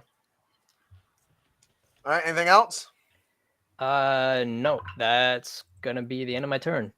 And hey, I got 7. All right, Yeah. Echo. You are standing underneath pretty much the boot of this raging giant. Chains, debris, arrows, spells. Muscles are flying in all directions. The thing is roaring and bellowing. It's starting to try to stomp you to the best of its ability. The chains are flailing back and forth. What does Echo do? You're welcome, by the way. Oh yeah, Zorax is definitely getting a predator handshake later. So Echo is going to move into a shadowy area here. And I am assuming that kind of to the west of the giant, somewhere in here, this building's pretty destroyed, but there's probably some shadow there, or some dim light at least. I right? would say so. Okay. So I think, Maybe. am I dim light where I'm at? Not with a torch right around you, right across from you, man. Yeah. He's glowing. He's a sun Oh, that's glowing true. in the middle. Yeah. In the middle of the Within the area. initial Well, no, 30 feet, There's a it's giant bright. and a boar between me and the sun. Well, here's the thing. Uh, The light that I emit initially is considered bright light for the first 30 feet, and there's going to be an additional 30 feet of dim light. And kind of Yeah. fall off. Yeah. He makes a good argument for the giant.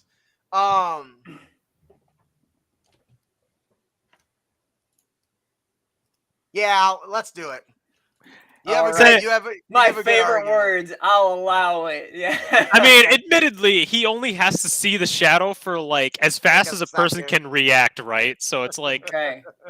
yeah. So I'm gonna kind of move back into the building here a little bit, All right. where it's probably crumpled to pieces. It is. There's rubble breaking under your boots as you run and dash through. Did you teleport? You I teleported. did. I shadow Okay. stepped over there. Yep. Okay. And so All that's right. my movement and bonus action. So my action Light him up. Light is him up. going to be a level 6 lightning bolt. Oh, my God. Make it rain like So- Zeus. It's gonna hurt. Don't turn into Echo a swan goes, and sleep with random You people. stupid pig. You moved right where I wanted you. And he points it in the direction and releases a beastly blast. Who are you Oh. calling stupid, you measly weakling? I will crush you with the might of my muscles. They're just Yeah. flying through the air. So they both have to pass a dexterity 18 saving throw. So for clarification, you're striking a lightning bolt, right? That just is a straight line. How far does it go? 100 feet. That's very far. That's Yeah, and it's gonna certainly pick up some soldiers on both sides. Yep. All right. What is the save? Uh, Dex? 18 dex. So we're gonna do a roll. I gotta check a stat for Dex. I can't imagine it's fair. It's a +6 to save, so I count that. that's pretty good. So that's for the giant. Oh. The mammoth boar, on the other hand, not so much.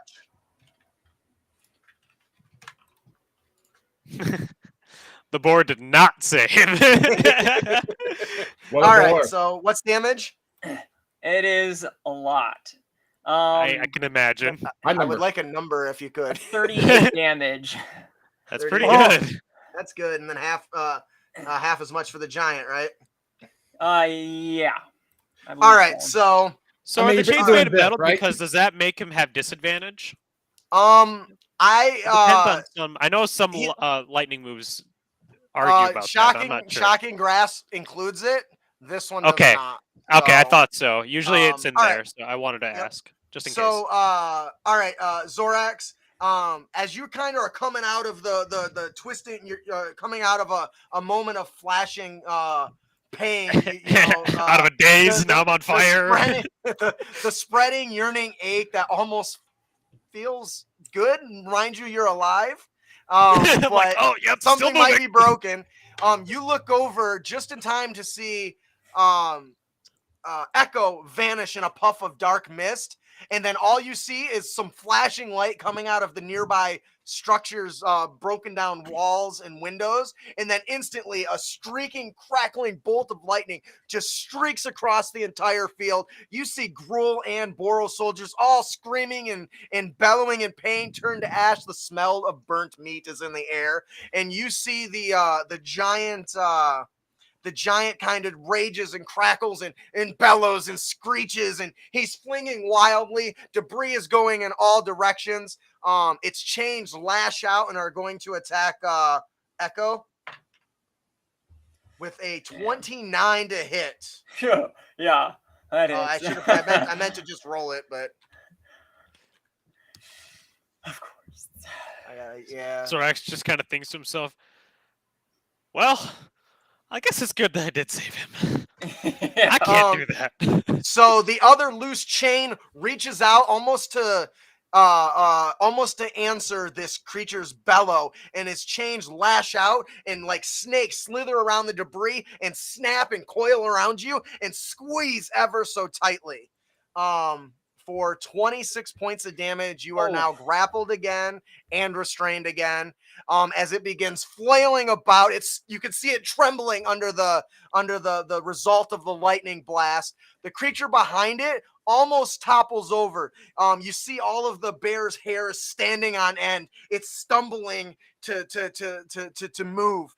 It's skittering almost like it's got lag.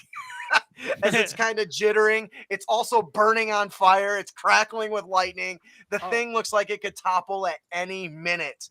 And then in the clearing, as you're being flailed about, you just see the scorches of soldiers that you fried on both sides. We are powerful beings. Zorax, what are you going to do? I have a question. I hope I have an answer. I hope so too, because I'm not sure. If I happen to fear this thing, which is debatable, will it let go of me? You'll find out. It isn't holding you. Okay, I That's the thought that thing. was the answer.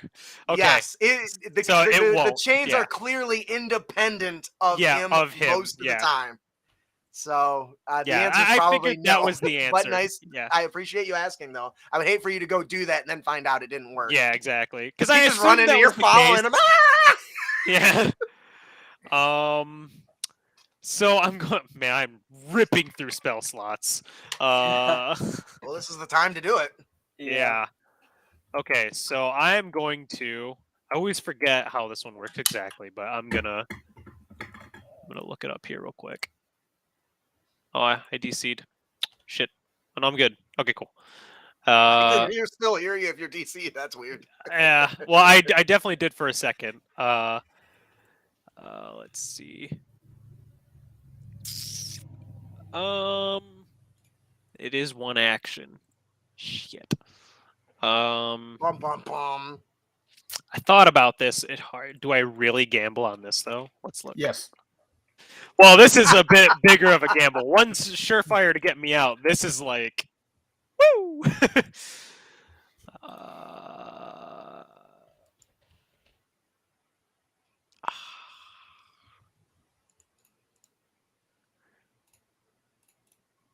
You know, I'll have to tell you guys afterwards. All right. But I don't want to like die. But Bad. Well, yeah. but I mean, it'll be cool if it works. It's honestly not worth it. I'm going because it's my last spell slot and I'm kind of running low on hit points. And I'm on fire, so I have to take the fire damage real quick. Hold on. Yeah, take the 5. Yeah. Feel the burn. I'm ignited. I'm in chains. It's not a great time. You can use an action to douse it.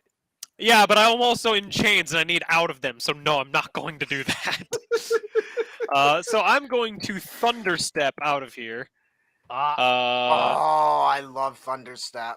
So That's unfortunately, you are within 10 feet of me. Think of it as a nice middle finger back at you for being on fire.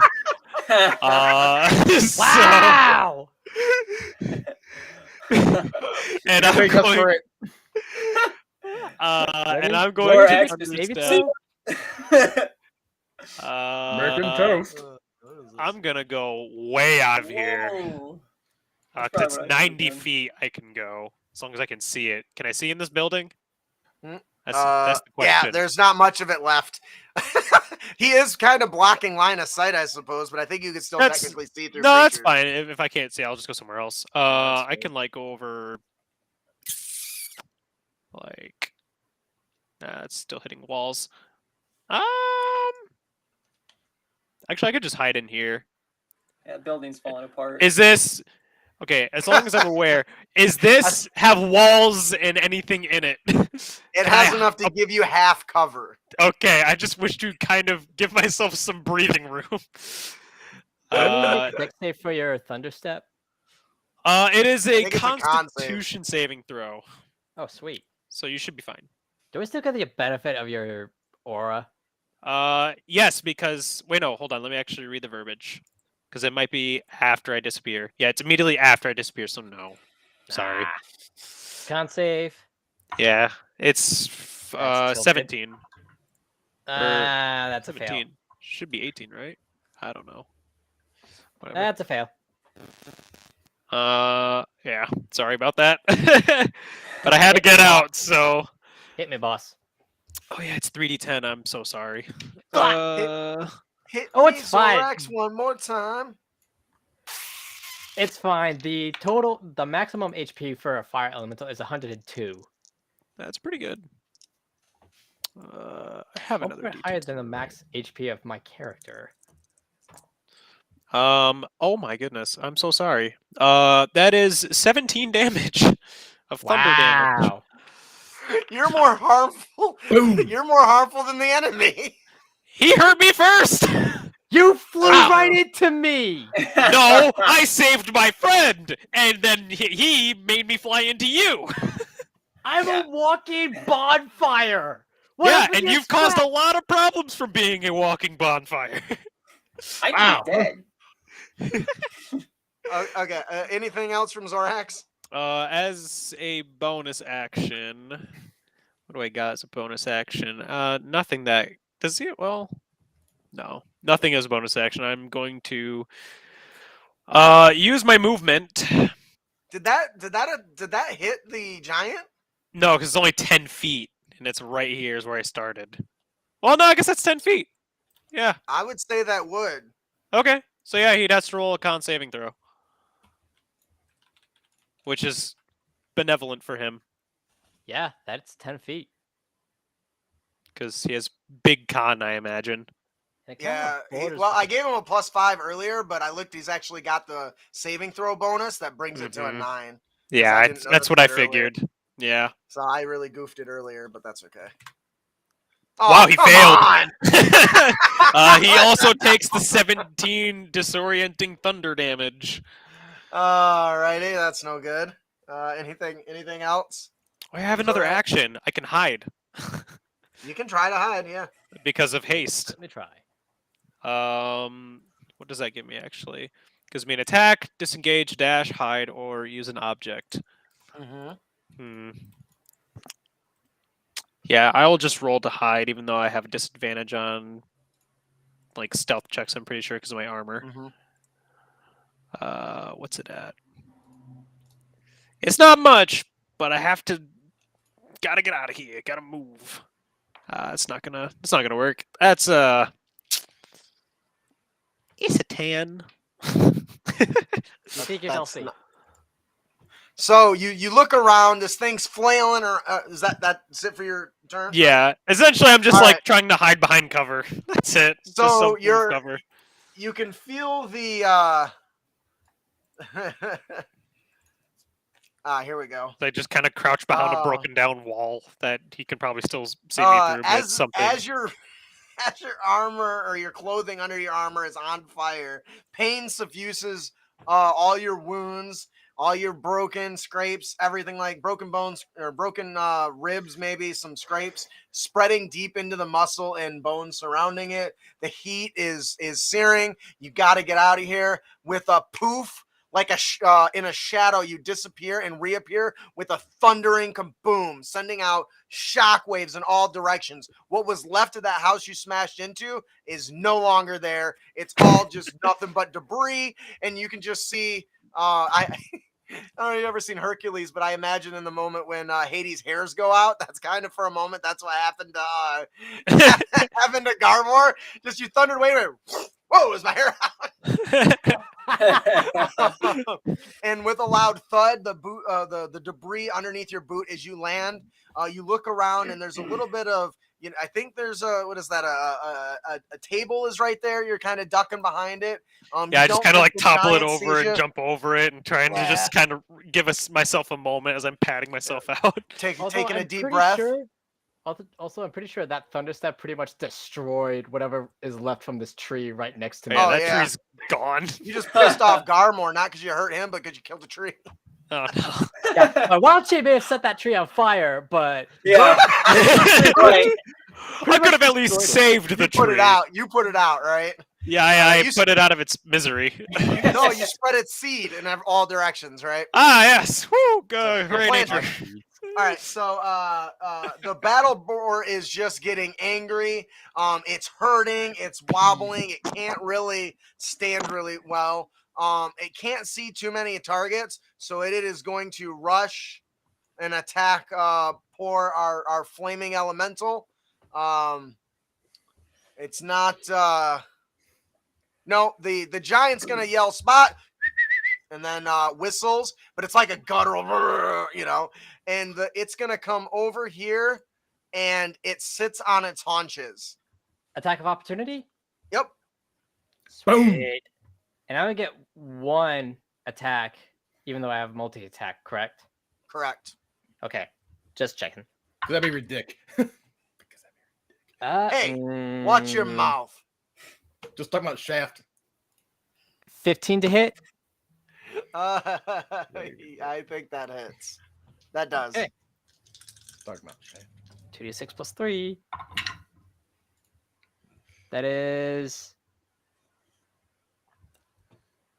a 10 points of fire damage, and he suffers another 5 because I touched him.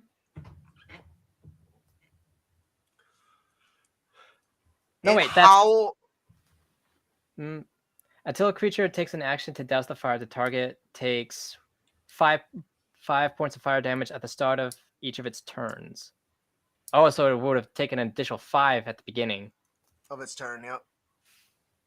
Oh, Jesus. All right, anything else? No, you're not. That's it. All right, so the thing kind of sits on its haunches and starts licking its wounds. And it then kind of takes on almost like a cat with its back arched, and it starts scraping the ground like it's ready to charge, but it's not sure where to go, almost like it's waiting for a command. Merle, what are you gonna do?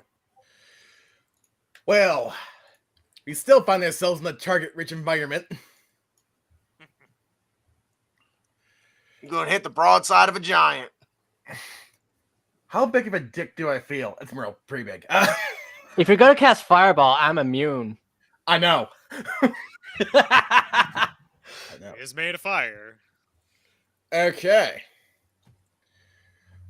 Let's see here. Fireball, fireball, fireball. Let me adjust that slightly. Come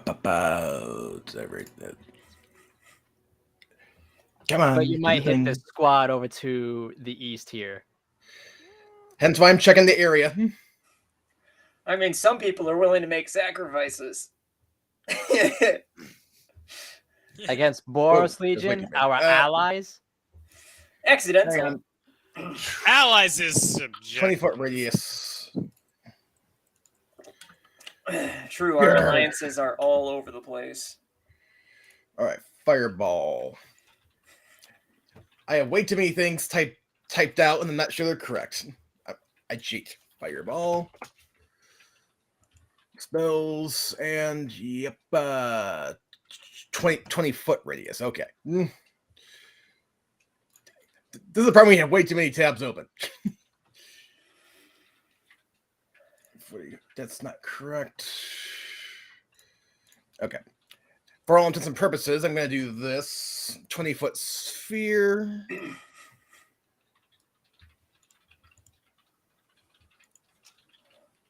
There we go.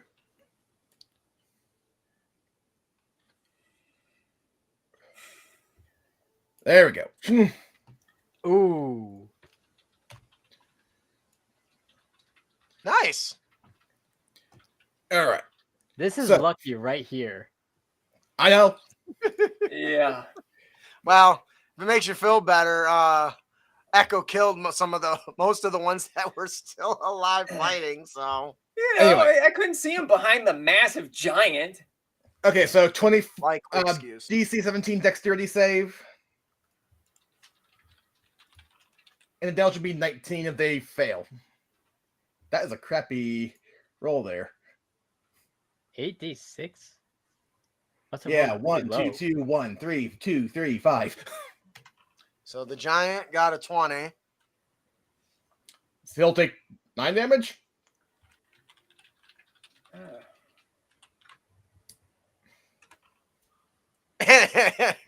and the giant boar got a 19. Oh man. Unfortunate. All I hit him right, both at least. so Wait, why is it Uh, using Echo's? it's just because stat. I clicked on it. I had him selected. It only did D20 -1, not his stats. Anyway, That's the token I have selected. So anyway, and the arcane turret on the giant. Come on. There we go. All right. Normal, thank you. And I'm guessing the 14 is going to miss the giant. yes, definitely. Okay. Anything else? Well, I have some movement left over, as in all of it.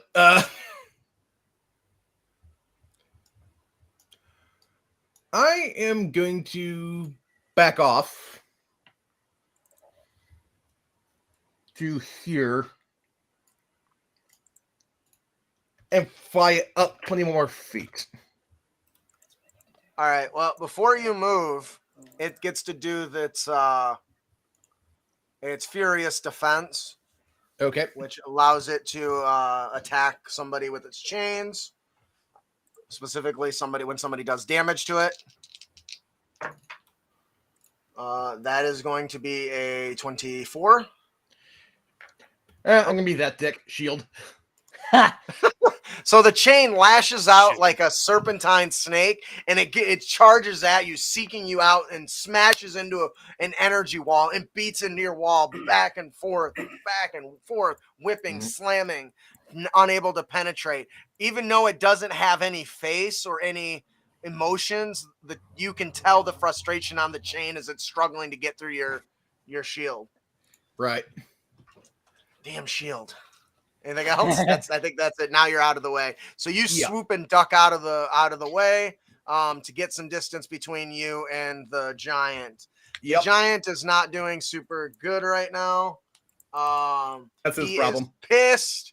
So he is going to bulldoze in a straight line right to here. And come Oh, plowing through the entire building. I need you to give me a dexterity saving throw. And of course, these critters, I'm just going to roll a die. I'm going to 1, 2, 3. Is there a total cover between me and Not Okay. now. because then he does gain the benefits of Yes, not now. plus 5. So as the thing is plowing through, think of the juggernaut as he's just running through buildings. The entire buildings are around. We're going to roll a d20, and on evens, it stays standing. On odds, I it thought the comes building was- crumbling down. Mostly destroyed already. Yeah. Yeah, well, now it's gone. It did not come crumbling down. There's bits and pieces still standing, so there's no more rubble damage. It's still there. I need a did you give me a actually I said dexterity to move out of the way. And then if you fail, you need a strength saving throw to be knocked prone. So what was your next save? Mine? Yeah. I had a 13 on the deck save. Yeah, that's with the Okay. +5. Oof. Oh, 18. Sorry. Okay. Okay, that'll be forgot I was half in your damage zone. then. You just see as you're like leaping out of the way, you feel like a mystical pull kind of like rip you towards out of the way, just that enough. And I'm just like struggling and on fire. You see my hand reaching out, and I do like a grabbing towards motion. I'm like, thumbs up, baby. So I'm just patting out fire. Zorax, you're saving my skin today. Ah! So Wow, those 2 Boros legions are gonna suck it. Squadrons of Boros So, legions. as it comes Grull barreling squad. through this area, it just starts plowing through it, busts out the other side like the Kool-Aid man. Oh yeah! Chains are flailing behind him. So you take 25% or 25 points of bludgeoning damage on a failed save, half as much as a success. These Legion guys are gone. There's 1 Boros Legion, which luckily for you means damage goes down in the barrage as well. Every time one of those dies or goes away. I need a strength saving throw to see if you get knocked prone, Echo. Okay. Echo taking the 13 damage. I had 13 health. Oh. But I have Strength of the Grave. And so you I can survive. survive with 1 hit point. Woo! Okay, so here's what happens. Uh-oh. This creature comes barreling through, busts like through the Kool-Aid man. The debris around just crumbles on top of Echo, and all you can see of his hand is his hand sticking out of the rubble. And Zorax, you're certain he's a goner. Then he kind of just flexes, and his arm tightens, and then he like does a shuriken from the prone position and knocks the debris away, falling, collapsing under his exhaustion. Nice. And with that, as soon as he did that, this thing charges at right directly back at the flaming torch Galmor. guy. Yes, I couldn't remember your name. Sorry. Did I still need to make the strength save? Yeah, to see if you're prone. Yeah. Okay, I already got a 16. So you Is you that managed to with kind of the recover, and +5? 21. it's a 15, Sorry, I keep so forgetting the you're plus fine. 5. Yeah, it definitely is a significant boost. Hang on, The I gotta check void will something. keep you up, baby. Yeah. It's what I'm here for. Gore's for plus 10. My AC is 13. Oh, it's gonna hit. It's got a plus 10. Oh gosh. I mean, I have a +12, so I mean, I feel that.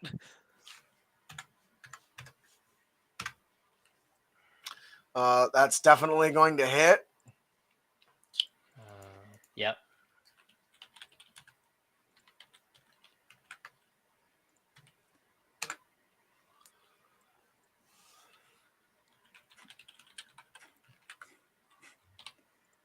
I need you to give me a. Oh no, I don't. Never mind. Okay, so those are both gonna hit. Nope, never mind. It doesn't get its multi because it was ready to action. I apologize. We'll get rid of that. All right, so the battle boar, it was doing its kind of scraping like a bull. It's getting ready to charge, and then it kicks up debris behind it. And as Garmor's attention is drawn on the giant storming through the entire sections of buildings, this thing catches you unawares as it just charges right into you. Now, if I'm not mistaken, can it share a space with you? I think it can. I think it can. So it's too dumb, so it's going to charge right into where you're at. Yeah. I'm going to offset it just a little bit so we can see your character. Yeah. And it charges in and it's flailing wildly. You know, that squeaking and oinking that, you know, pigs do. Yeah. And that is the end of the giant's turn. How many The damage do I rubble. take? It's 23. It's down there in the corner of the. Half because Founder. I'm resistant to non-magical piercing. I'm assuming. Yeah. Yep. So half of 23 is. Though, could one make an argument for the fact that you coated it in necrotic ooze that's magical? No, I'm But not. is it coated in necrotic ooze, or is its veins in its body just dying? So half That's of also 23 true. would be what? 12 or 11? Usually, I think you round down for damage, so I would go with 11. D&D assumes you round down in general, so There you go. Okay. All right. So top of the round. Oh, the and since battle. it touched me, it takes another 5 points of fire damage. Oh, yep. Oh no! It killed itself. Let's go. It did. Oh my God. Yes. All right. Oh my goodness. This thing I just told you, dumb pig. rushes in, Oh. and it stands, and it's trying to gore your spectral, your incorporeal body as it's horny, and you're searing it from the outside. The smell of bacon is in the air, and it goes to it, and it starts, Extra you know, crispy. and it just collapses with a loud thud, dust and debris flicking out from underneath it as you stand atop the ashes of your enemy. Oh my God, that bacon. was dumb of me. But those creatures, they don't know that. They're dumb. So I'm going to blame it on Exactly. me playing them right, not my incompetence. Now, the Blood Fury still has one more attack for its turn because it used the one to charge through. The chains are going to lash out at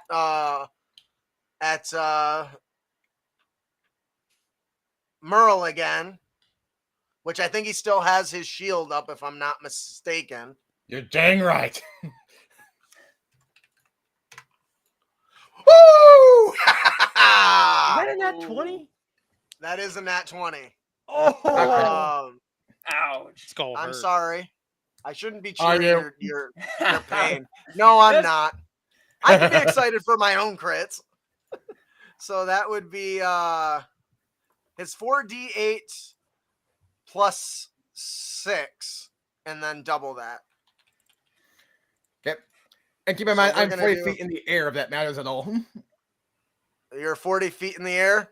Yeah. His reach on his arms is 10 feet, and then the chains are 20. So that's Ooh. a good 30. Oh You can't reach no! That can't reach him, so I have to target Oh. somebody else. I'm already in chains, right? Yeah. Well, how Yeah. tall's the giant? Oh, he's huge. So. 'Cause that's another 15, right? Yeah. Huge is 15. Oh yeah, then just within range. Then. Whew. I was gonna That's feel why I bad. don't check. I was feeling bad. I was about to feel really That's bad a if he good was thought. about to take out Echo. That was a life-saving thought there. Oh no. I'm sorry. All right, and I don't want you to die. I don't want anybody to die. Oh, sure. You just make it hard for us 80. to live. 8d8, Strength of the Grave came in Plus. clutch, though. right? That's what it's for. That's true. All right, that is 42 points of bludgeoning damage to Merle. Ow. And now you are grappled and restrained. Okay. Let me see here. I'm debating whether the change would still hold you aloft. I would say they would. Well, because they're animated, Yeah. and like they kind of have, they're not like regular chains, so it's not like gonna grab them and make them fall because they're like Yeah. alive and they're like, it's like an extension of a hand, right? Yeah. So I'd say you still be in the air as it's loading there until it throws you against a wall. Mm-hmm. All right, I think that's it. No more bad stuff. Top of the round. All right, so debris from the battle is the battle is going well for the Boros Legion. Much of the Grull has been subdued or chased away. There is a little bit of debris falling in or flying around. So I need everyone to give me a dexterity saving throw. Luckily for you, the damage is minor. Am I abstained from the earthquake damage crap, because right? I'm inside a house? Yes, if you're hidden inside of a building, Or rather, is my building well, still there's not intact much. I enough? was gonna say I don't know that there's enough left of your building. I think I said it gives you partial cover, so just count that as a bonus to your AC. So we'll Okay. count that towards your bonus to your save, not your AC.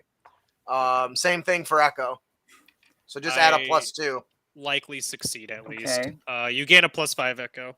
Yeah, I got a 22. I Power got of a the void keeps 14. shit from flying at you.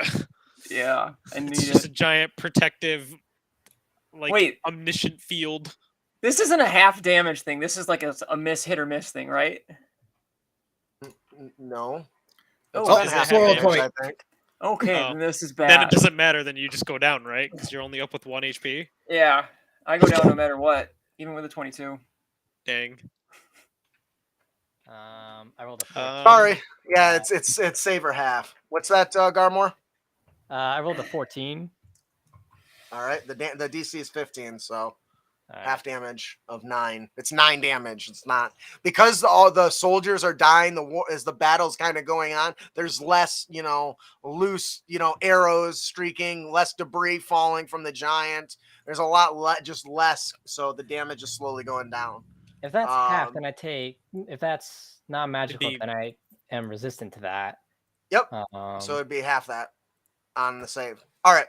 So, Garmore, all you've basically witnessed, you saw this ginormous giant, raging beast, nothing but raw muscle, bust through like the Kool-Aid Man, basically obliterating a house. For a moment, you're pretty sure all you saw was Echo's arm hanging out from underneath some rubble before he shurikened his ass out of there.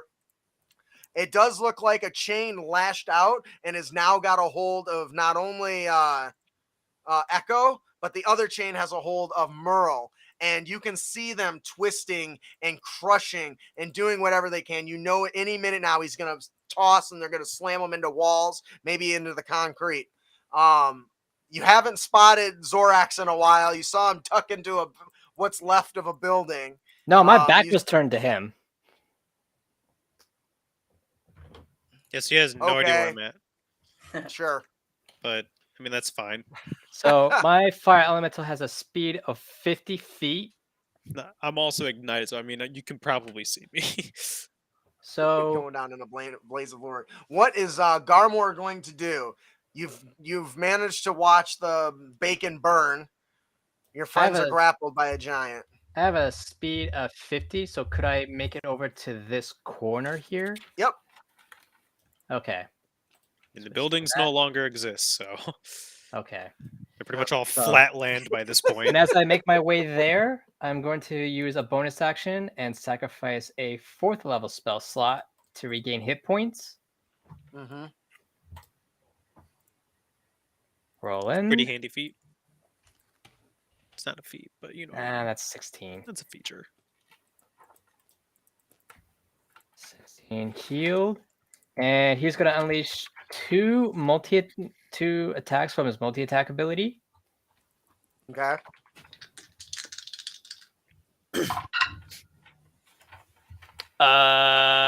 What is that? That's a 6. So that's 12 to hit and a 16 to hit. Those aren't gonna hit. I'm going to use my inspiration for 1 to roll again. Okay. Inspiration! Come on, Keyleth. That's better. 23 to hit. That's going to hit. I have to take so much time to survive. 12 points of fire damage, and the giant is ignited. All right. Anything else? No, that's Do you have about a it. bonus action? No, He I already don't. Heal used it. somebody? No. He healed himself, remember? Yeah, I That was can't this cast round? spells in this form yet. Oh, that sucks. Yeah, All right. it was a druid feature. Yeah, that's Yep, layer all right. levels. Yeah. All right. Garmore is done. So Echo, as you're pulling yourself out of the rubble, all you see is this scorching fiery doom floating over you. The gates of hell appear to have opened. Are you unconscious at this moment? I don't He remember. is. Yeah, I'm unconscious. I just Um, smell bacon and think I'm having a stroke. The So go ahead and give me a death saving throw. Okay. Let me.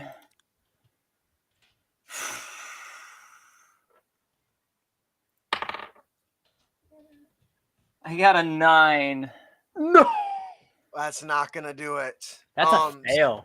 Yep. So Yep. let's take a moment for a second. The darkness is becoming light. You're there with your friend. Tez? Is it Tez? Zed? Zed? Zed. Zed. Zed? It's the first day. He's taking you to meet someone. He's a changeling like you. He used to work for the Rakdos. He shares his story with you. You develop a close bond. He wants to introduce you to some friends. Who does he introduce you to? I believe he introduces me to a Demir contact that I, for the first time. He does. And they promise you a well-kept life that you'll be taken care of so long as you are willing to listen to what others say and reports. He has brought you in this day. It is the first day that you joined and took up the first mission to join the Demir. What was your goal? At the time, my goal was survival. Changelings weren't always treated wonderfully. They always looked down on as sketchy or slimy, and nobody really liked them. So it was a move to keep me alive at the time. Zed turns and asks you and says, I don't understand. At least for me, sure, people look at us strangely and don't trust us, but we can be whoever we want. Shouldn't we? We should be the ones that should be easily to avoid that stress. How does that make you feel? On the surface, we can avoid it, but deep down, it still hurts. I don't want to have to pretend to be other people. I want to be myself. That's ironic, isn't it? Joining the Demir to wear other people's faces. Yes, if there was another way to do this, help each other and find a life outside of this, I would, but I feel like the Demir is the best option for us right now. Yeah, I agree. Now let's go gather that intel on the Izzet League. I hear they're working on a new gadget, something about a giant dragon. Let's go take a look. Yeah, See this what we would can be find fun. out. All right, and that's the end of Echo's turn. Zorax, your buddy in the corner is out for the count. He's still tied in chains, and you can see that the chains are still kind of weaving him about. His body's just hanging there limp. What are you gonna do? Even though I am ignited and the pain is searing, I run over to him and I for a brief moment you see like a dark halo form around me, and I like my wings kind of like flash for a second, and I bestow onto him my healing hands, and he gains 12 HP. And then with my hasted action, I disengage out because I have to survive. Run away! And I was only 10 feet, really, so Tactically retreating is nothing wrong with that. Nope. I'm on fire and I have 4 turns, assuming nothing else kills me by this point. And that's impossible because there's an initiative check. So I'm gonna run all the way out here. Because I need to. You hear a soldier in the distance, coward! I look at him as if I'm gonna wring his neck. It's a Boros Legion guy. His helmet's too big for him. He's really scrawny. And he's fighting a Grull. I point to the giant and I say, I dare you to fight him like I have. His head, he's trying to fight the guy, and his helmet's too big, it's wobbly and shit. All right. Anything else from Zorax?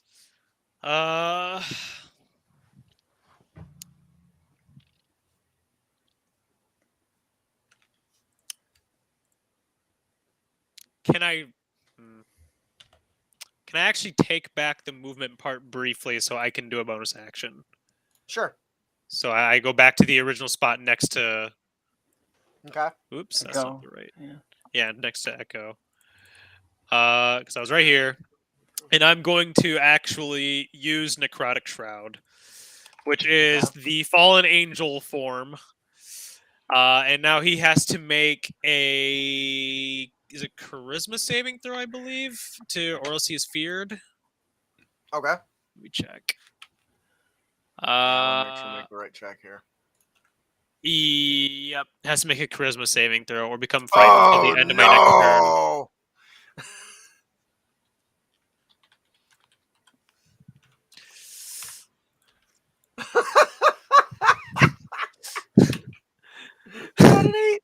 Oh my god, it worked.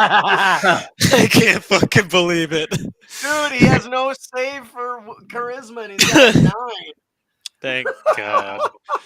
Wow. So he's frightened. I spooked him. How do But- I can't even. Okay. I can't even. It's the old kid, the kids used to say. All right, anything else? Now you're going to move? Well, he's not going to hit me, but the chains are. How many chains are there? There are Too many. 2, one on each arm. So they're both being Think, used currently. Kratos. Okay, They're like burned into his flesh, wrapped around his arms. got it. So he can't hit me with chains at the moment, right? Why not? Well, The chains because are an they're both being independent used. entity. Oh, But they're being holding. Yeah. Well, Yeah. you got to be careful. Not being able to attack you and not being able to throw somebody at you is different. So for anybody, he has the fling feature. So Gotcha. Okay, that makes sense. so they can't attack you, but they can throw other people at you. Yeah, and I'm going to hard disengage. Just Run back away. out. I Okay. feared him, and I'm hoping that'll buy us 1 turn to do something because I'm still on fire, still dying. I am. Anything else? Nope, that's it.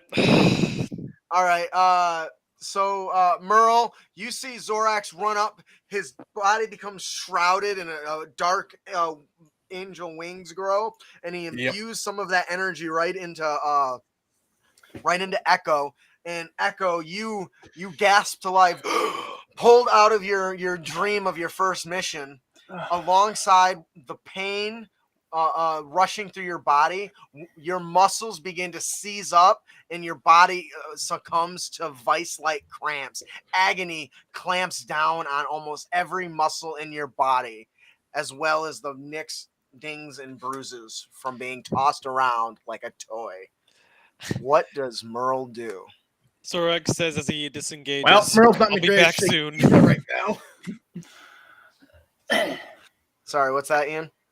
Well, for one thing, Merle's not in the greatest shape right now. I None of us imagine are. most people aren't. All right. First off, Actually just on- dying. just on a principle, force ballista at disadvantage because I'm grappled and all that jazz. Okay. That's still gonna be a 24 to hit Jesus. That's going to hit. for 14 force damage, not back 5 feet. Yep. Nice. And I'm going to try to break the grapple. That's contested, I think. Hang on a second. That should be, yeah. All right. All right. Normal. Ooh. It's gonna be hard to break that 27. Yeah. He got an 11. Yeah. Yeah. Oh, Yeah, I Lucky just Deeds realized isn't gonna Merle's help you using there. the thing. Yeah. Anything else? That's all I got going for me at the moment. Do you have Misty Step? Don't you? No. Oh, that sucks. I guess when you can fly, you don't need to Misty Step anywhere. Yeah. Yeah. All right. Anything? That's it for Merle.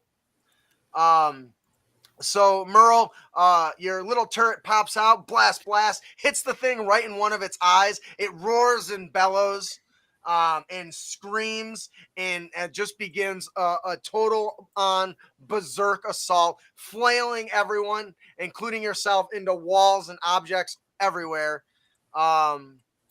So that's going to be Pain. lots of pain. Pain.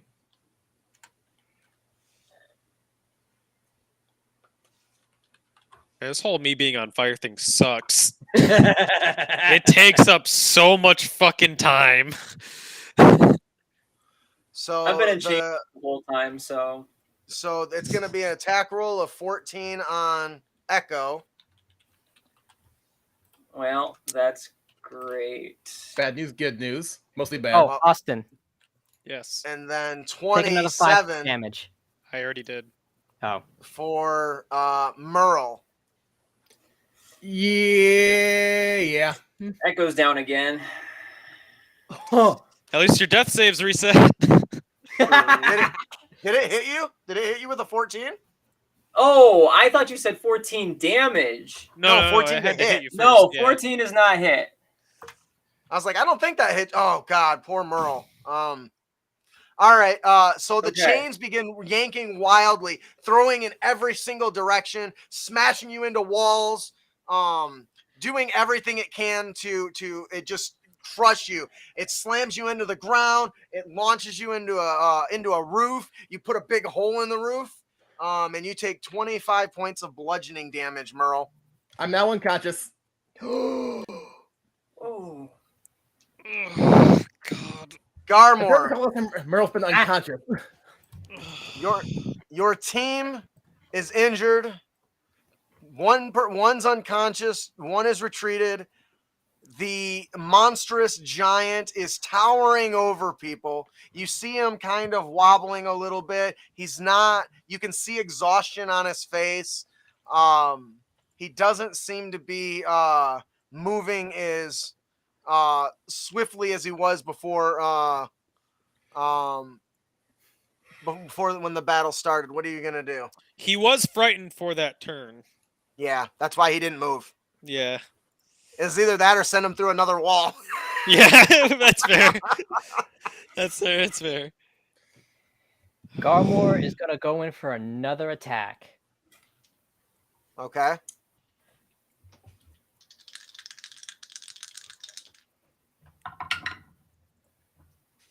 Natural 20!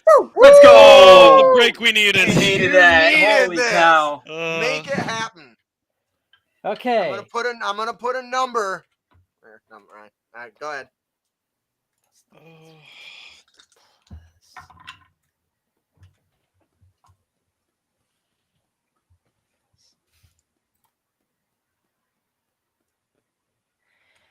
24 points of fire damage.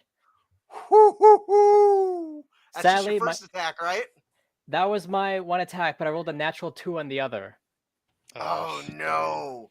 So as this thing is staggering there, the chains are all just slamming your friends up against walls, moving on their own accord. He's breathing heavily. You see his muscles relax. You swipe at him with vicious strikes of flaming claws as you just strike at him, leaving searing marks in his back. He bellows. He says, "Water! I'll put you out." Did he take another 5 points of damage at the start of his turn? He did not. He is on fire. So That's 5 damage plus what was your total? 24. His body is turned parts of his body are like scorched. Like you're talking serious 3rd degrees. You can see his flesh like curling up, and you can see the sinew and stuff underneath. His it's all charcoal black. His face is burning. He's hurting pretty bad, and he says, "For the burning tree, you will all suffer." And you can just see the pain in his face contorting his monstrous face. And for a bonus action, he's going to use a 3rd level spell slot to heal himself. And he is going to counter your attack with his what is that stupid attack called? His furious defense. Yeah. And he is going to hit a 16 on the die, 26. Yeah, that hits. Oh, I meant to roll. Hang on. I've been trying to use this more. Well, I guess it didn't matter for you. Sorry. I tried. He wants me to lose some. Yeah. Since he touched me, he is going to take another point. Yes, I know. He's stupid. For 34 points of damage. Oh my god. It's so much. Is that non-magical bludgeoning? That is non-magical. Oh my So goodness. that's 17. Oh my god. How are you doing? Well, Hey, way better than us. I already inputted my self-healing ability, so I'm pretty good. I'm in the upper 3rd quarter of my health as a fire elemental. All Yeah, right. he's way healthy in comparison to all All this. There's right. a second So health as I bar he finish has my to get turn, through. I put my right hand up to him, and I go, Gives him the taunt. Let's get it. Merle down. Nice one, Ian. All right. So Echo. Is Echo conscious? Echo's conscious, right? He is, I believe. Oh, He's not Echo's here. Here. Oh, no. Not Echo. Do we need him?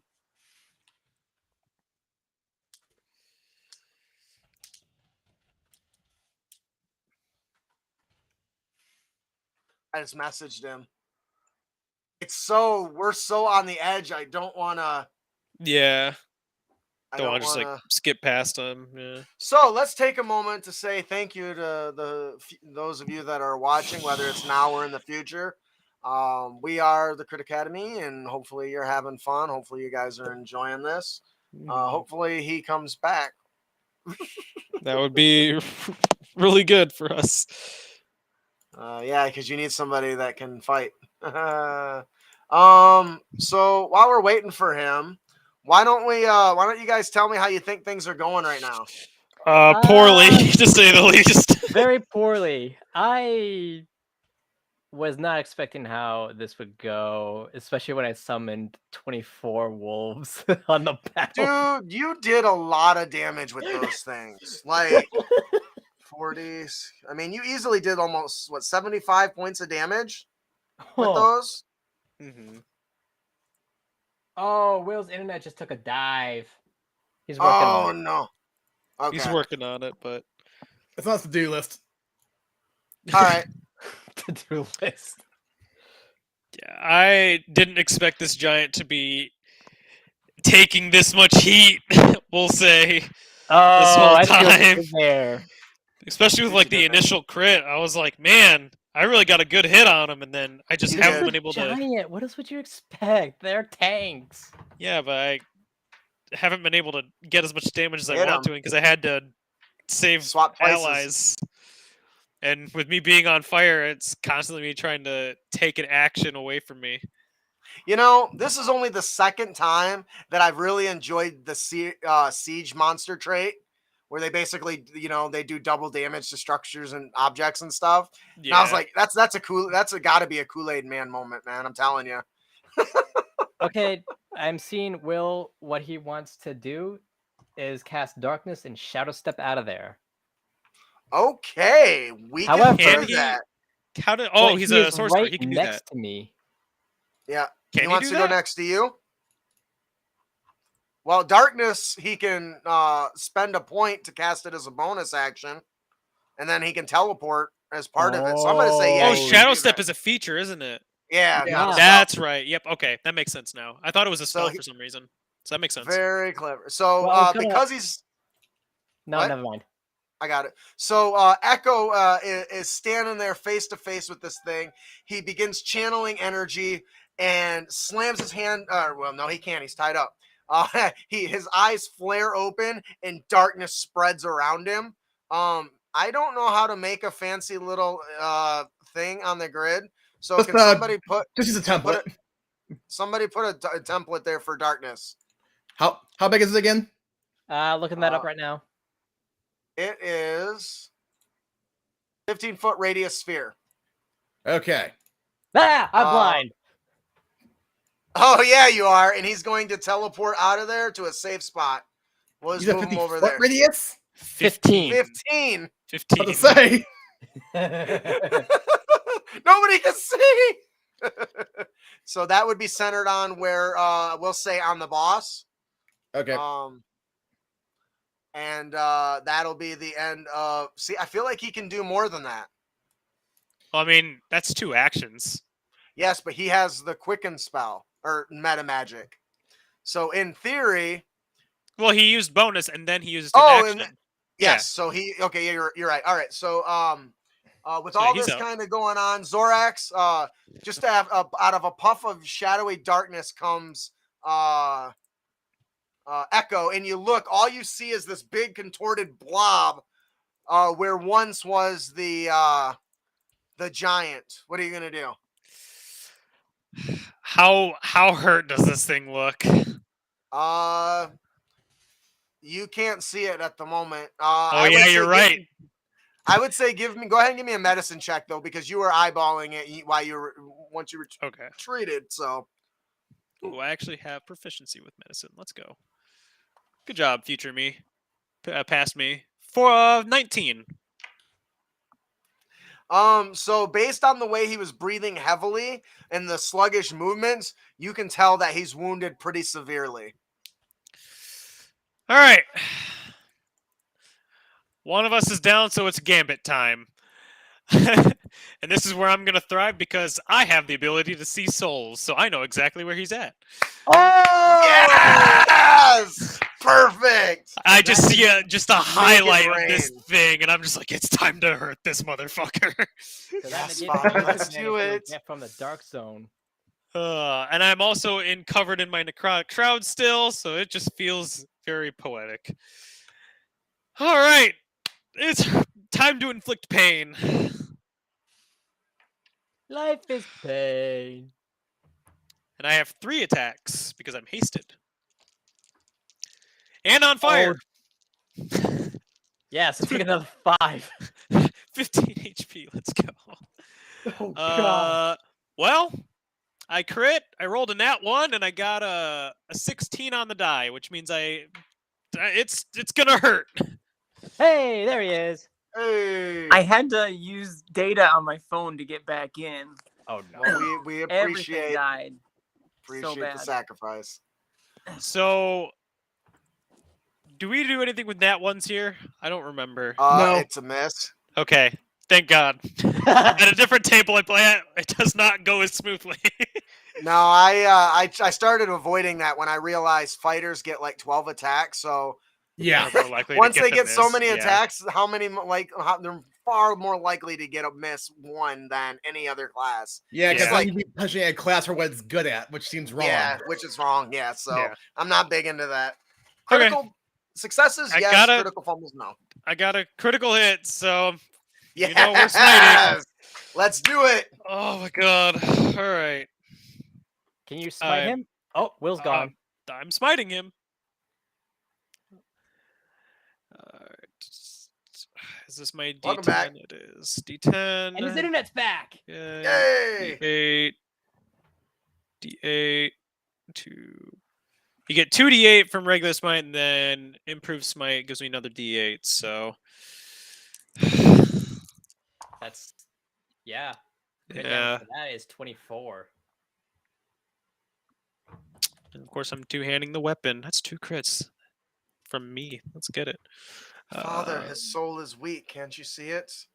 I can. And I'm going to claim it.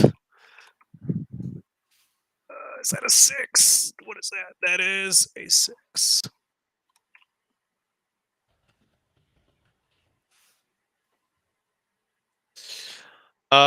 So for the rolled stuff, 16 radiant and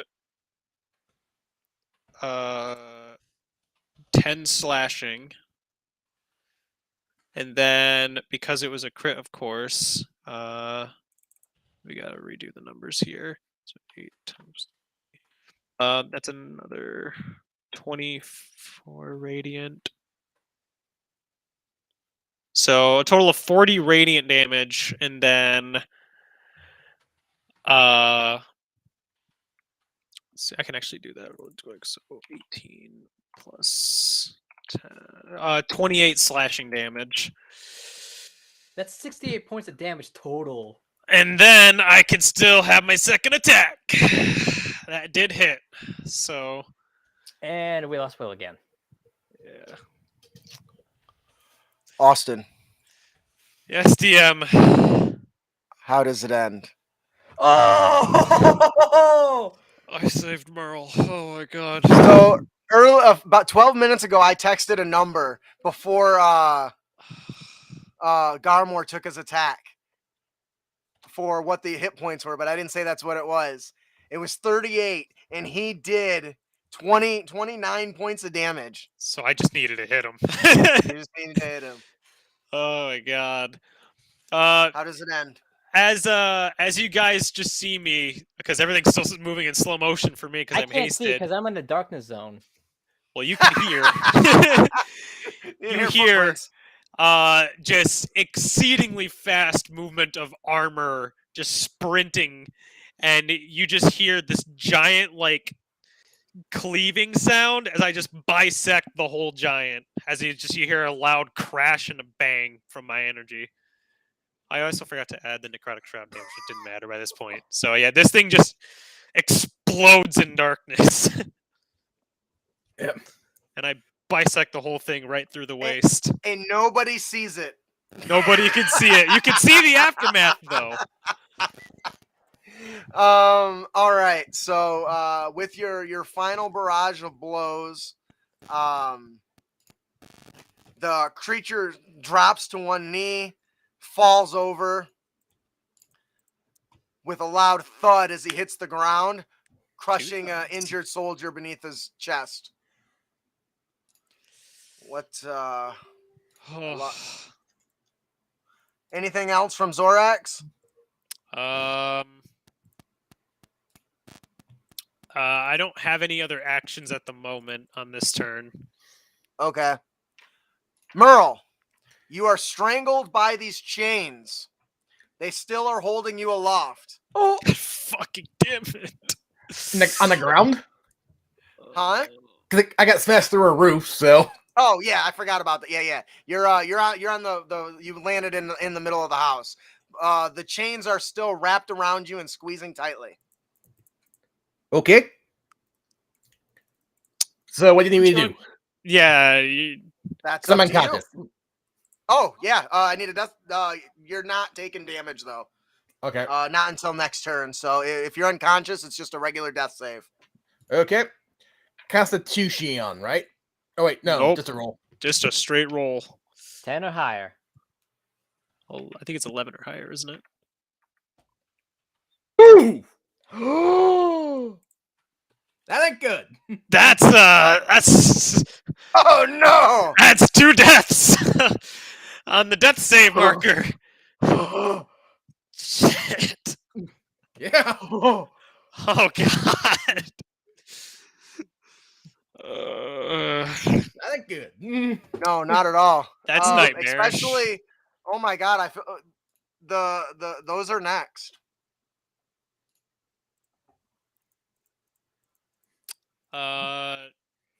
Hey Garmore, you got Revivify, right? You got any form of resuscitation, right? Oh God. Only I'm all out of healing. spell slots. I can't you say revive no? him. Hold up, you have but you still have like lay on hands, right? Yeah, but you'll be dead by then. Dead. Because the there's going to be chains go. damage next turn. Well, you Yeah. can see my soul, right? I mean, yes, but I can't heal a soul. I can heal your body. Right. All right. What about...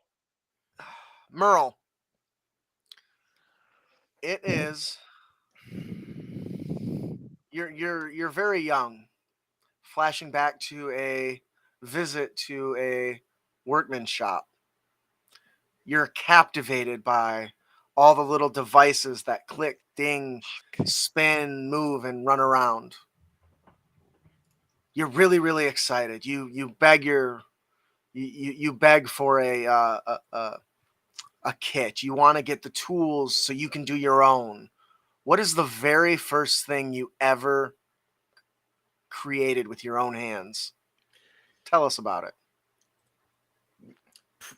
Well, probably just basic like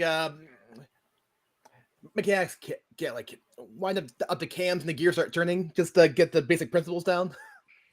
Ooh, so you start building some like basic like block and tackle and all the Yeah. little basic kind of tools to mechanical machines, right? Yep. And so you're sitting there playing with it, and you're outside. You're playing with your first pulley and your black and tackle, and you're kind of very impressed with yourself. You're really happy, and a bigger, older kid, not by much older, comes and stomps on your stuff. What's his name? Buford. Buford walks over and kicks down your stuff and he says, "That's so dumb. Don't you have something more important to do? Like help feed the family, raise the farms? What good is building that gonna do? What a waste of time." Idiot. And then he socked you pretty good and the lights go out. Sounds about right.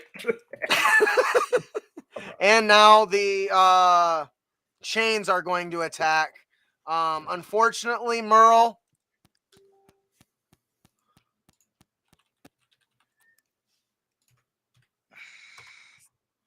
they are going to hit. And that your body gets tossed and flown across the way and smack with a crunch as your neck breaks on a wall. Ouch! The other chain lashes out in the dark. It reaches out and starts swiping at the flaming what's left, almost like a good coiled news. snake. I'm not unconscious anymore. Yeah, you are now aware of your surroundings, That's although not you good feel news, lighter that's than usual. bad news. That is the worst news, especially when you're a supervisor. That's the most important part. He never clocked out. I didn't finish my paperwork. Fuck. Be up there. Can I go back just to finish my paperwork? All right. So like a coiled snake, they reach out of the darkness and snap around and strike and try to pierce through Garmore's fire elemental form.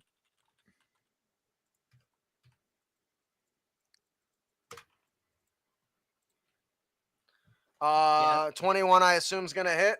It is at disadvantage. This is in Why? darkness, right? Oh, he is in darkness. You're right. Wait. Hang on. I got to see how these things see. Give me a second. Oh, yeah, it's a Annoyingly. good point. It might have blind sense because it's animate objects. Yeah. Oh, looks like we got. Did we get him back? Welcome back. Hey, Hi. Echo. I heard it's going great. Yeah. Do you have Okay. any like revivify? I don't. I'm the only one with revivify, and I don't have any spell slots. Oh my god. They do. They have blind sight. I'm looking at Wow. the animate objects power. It's blind sight. Okay. So I had that to read does- because honestly, I didn't know. Like, I Yeah. don't know the answer to that. I should know that. All right, so they are not at disadvantage. means that because hits. that does hit.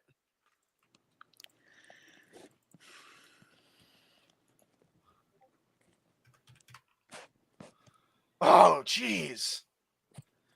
So the coiled things reach out and snap and snap and crack and strike and pierce through your flaming body To someone. Yeah. for 32 points of damage. And because they're enchanted objects, they're considered magical, right? They are. I would actually, yeah, they Oh, are this time. That's bad. That's really bad. Uh-huh. You're the one in a bad time. The one who has full HP in human form still. Actually, I've lost less than half of my HP now as a fire elemental. I'm so happy for you. I'm sure Merle's just like, good for you. Yeah. Oh, and by the way, DM, my fire elemental form grants me immunity to being grappled. Yep. Because you're not corporeal. Yep. So that's the end of that. The top of the round, most of the Grull have been scared off. There's a few skirmishes. At this point, the Boros Legion are making their way in to support you.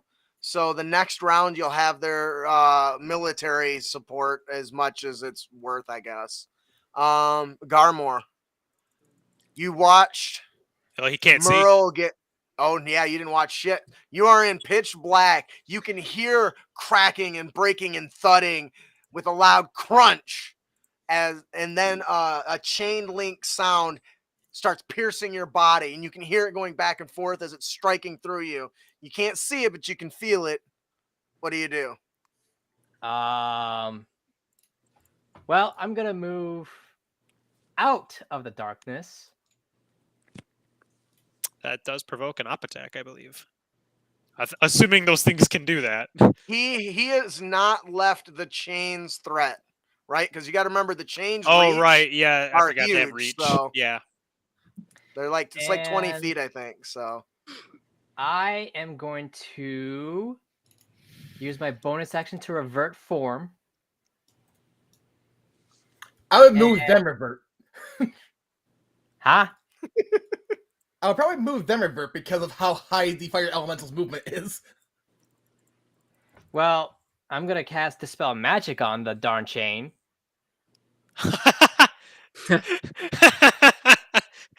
That's that's Dark fair. I didn't really think about that before, but I guess you could do that. is that what you're using your action for? Yep. Okay, I'll put your regular token back out on the field here. Okay. So, choose one creature, object, or magical effect within range. Any spell of 3rd level or lower on the target ends. For each spell slot, spell of 4th level or higher on the target, make an ability check using your spellcasting ability. DC equals 10 plus the spell's level. On a successful check, the spell ends. It is a 5th level spell. Okay.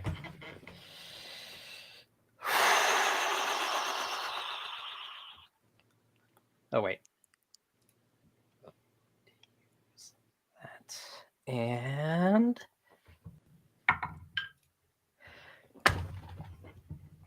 Got a 1.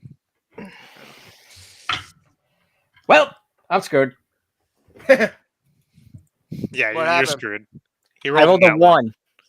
Oh no! Oh. So you're trying to bend and twist the weave around these chains, and a burst of arcane energy erupts and backflows into you, and it stuns you in place for a second. Uh-oh. The things kind of coil and begin to ready to strike. Anything else? Nope. Echo, are you Yeah. there? Echo, Can you hear me? echo. We can hear you. Good. All right. So I don't know how much of that you fought. Merle is dead. He was killed by chains. There's a big splat of your darkness over top of the corpse of the giant, but the chains are still alive and fighting. Yeah. What is Echo gonna do? So I am going to. I don't know if the darkness is affecting everybody. Is it messing everybody up? I haven't been here. Oh yeah. It I mean, I'm is? fine. Not following me. Yeah, we're Fucking 2 out of the 3 says it's fine, but Earl's like, it it doesn't is- bother me. but it is a problem. Okay, I will drop concentration on the darkness then. Not following me. And I tried And to spell magic on it, but I rolled a nat 1. yeah. Okay. So what I will do is I will get a. I will. Am I in? I can't hardly see it with the phone. Can I see the chains from where I'm at? Yes. Okay. I'm going to cast a chromatic orb at 5th level. Okay. And it should do acid damage to the chain Oh, if I hit. That's pretty smart. I like that. I like that. Magical. Does acid. an 18 hit? Yes. Sweet. Yes, it All right. does.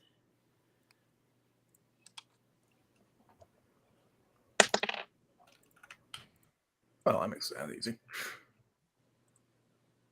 Whoa. Okay. I did 36 damage. Thank God. So you channel. So you hold out your hand. You start gathering dark energy from the this very filth, a taint feel. As you channel in this energy and form it into a small spherical object that's spinning at a high rate, you release it with a thrust of your arm. It slams into the thing and explodes in a bit of bubbling goo, and it goes.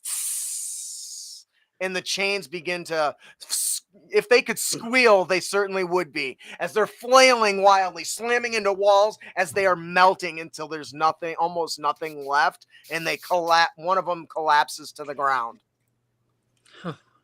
One of them. Oh, man. Yeah, there was 2, one for each arm. Mm-hmm. So there's still one more. There's still Yeah. one more. Anything else from Echo? I think you have. Do you have some bonus actions or something? Let me think. With casting a spell, I couldn't use a quicken spell again. That wouldn't work.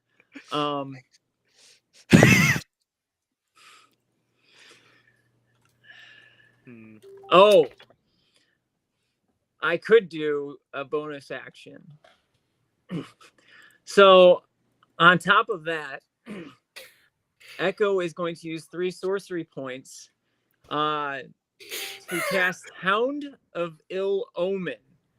Okay. Ooh. I don't know how well I'm going to be able to manage it with the Okay. internet on the fritz here, but it's basically direwolf stats. Okay. Yeah. And Nice. so you can see Echo kind of off to the side there. And I'm sure Garmore kind of has a weird sense that another wolf has entered the playing field. But a very, very dark, sick-looking wolf, much bigger than the ones he had summoned earlier. Oh, he's gonna see that's unnatural. Completely. And Echo points to the last chain and says, "Sick it." There we go. And I don't know what the wording is if it can attack this turn. I'm looking it up right now. It says I can target one creature I can see within 120 feet of me as a bonus action. So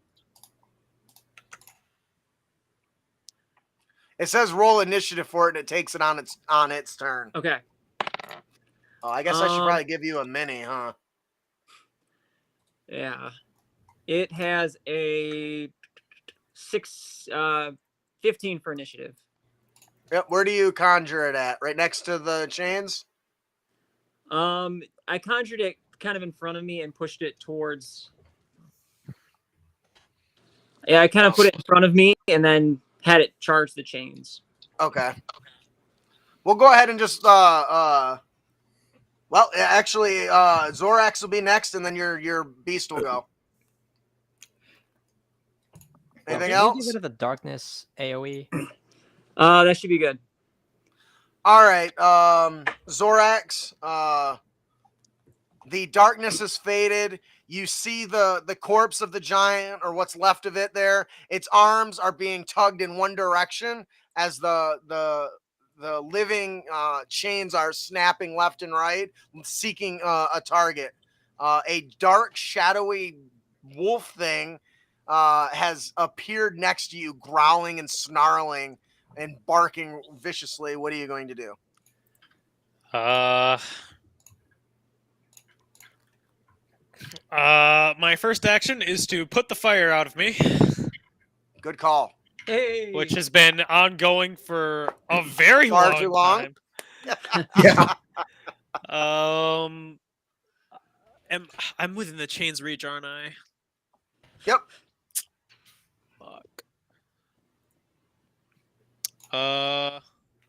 Do I still take the fire damage for this turn, or no? I don't remember if it's at the beginning or the end of your turn. It's supposed to be at the start of your turn. So yeah, you I would have still taken it. Yep. All right. I'm going to use my other action to disengage because I have 10 HP. And I cannot afford this. And I'm going to 15. We're going to go 25 here. And I'm pretty sure I can clearly see that Merle is not among us, unfortunately. I'm sure that's a fairly obvious thing. Well, you looks like you moved, so you found his twisted, mangled body. His hat is Yeah. missing. All that's next is his glasses on a crooked, broken neck. I just kind of no, because I used 2 actions. No, I haven't. No, yeah, I have. Yeah, disengage, and I put out the fire. Fuck.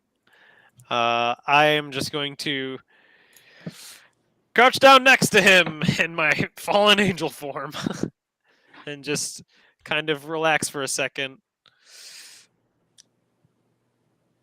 And that's my turn. I was totally waiting for you to say, "I have this thing to heal him." Not as a bonus don't- action, and I Yeah. can't bring him back to life right now. All right. So you kneel down next to this mangled body form of Merle, the chain whipping wildly, viciously, and you see the dog wolf thing, the shadow just barking and jumping and chasing and attacking this, flinging thing. All the while, the body is just twisting and getting pulled by this animated chain. I think it is Echo's animal's turn. Zorax just kind of crumples down against a wall and just kind of slumps down to his ass, and he's just like, "Fuck." All right. So my Hound of Ill Omen is going to leap past Zorax there and take a bite at the chain, and is going to get an 11 to hit. Damn. It's not gonna do Yeah. it. So this thing is like a kid playing with a whip toy. The dog is trying, or the shadow wolf is trying to bite it, but it just can't get a hold of it. It smashes it left and right, and you hear as it goes up against it. But for the most part, it is unable to land any sort of It's not able to get his bite, really sink its teeth into it. But with it being closer to Zorax now, Zorax moved. Zorax will take. I did hot move. tactics from it. Well, Oh. he moved. He moved. Yeah, he I'm moved way over here next to. now. He might Next not be to able to see Merle. because he's on a phone. He moved down Yeah. towards Merle. Was there something else you wanted to do? Okay. No, that's all the wolf Oh, can do. All right. Unfortunately, Okay, Merle let's is see. dead. But why don't you go ahead and give me an attack roll, Merle, with a +10 bonus? I include you a little bit, even though you're dead. I'll have you take say. I'll have you take the enemy's attack. It's Great. it's a +10 to attack and a 4d8 +6 on a hit. You can even choose the target if you want. Well, that's the attack roll, and that's the damage. Okay, so the Who are you attack, targeting? you going to target the Shadow Wolf, or are you going to target Garmore? I'm going to say the Shadow Wolf because it's closer. All right. So I don't know how many hit points that thing has. You said it's got the Dire Wolf stat block? Yeah, 37. All right. So the chains lash out, twist, and wrap the thing up and start squeezing, and you can hear the cracking of its bones and stuff as it's tied up. And it goes with a dark, like gaggly voice of it. Garmore, what are you gonna do? Tensions are high. Zorax is standing over the what's left of Merle's mangled, twisted body. Echo is taking cover just out of distance of the chains, and there is a shadow pup thing that is grappled and locked in place by these chains. He is disgusted by the sight of the Shadow Wolf, because he bet. looks sickly, as Will described it. A cruel imitation of nature. Yeah.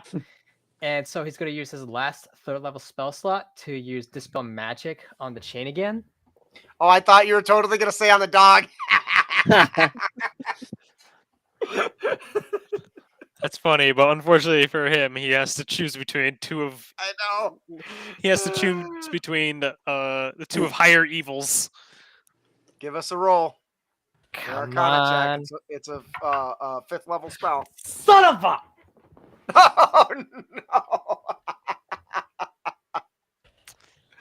It's 2. Oh no!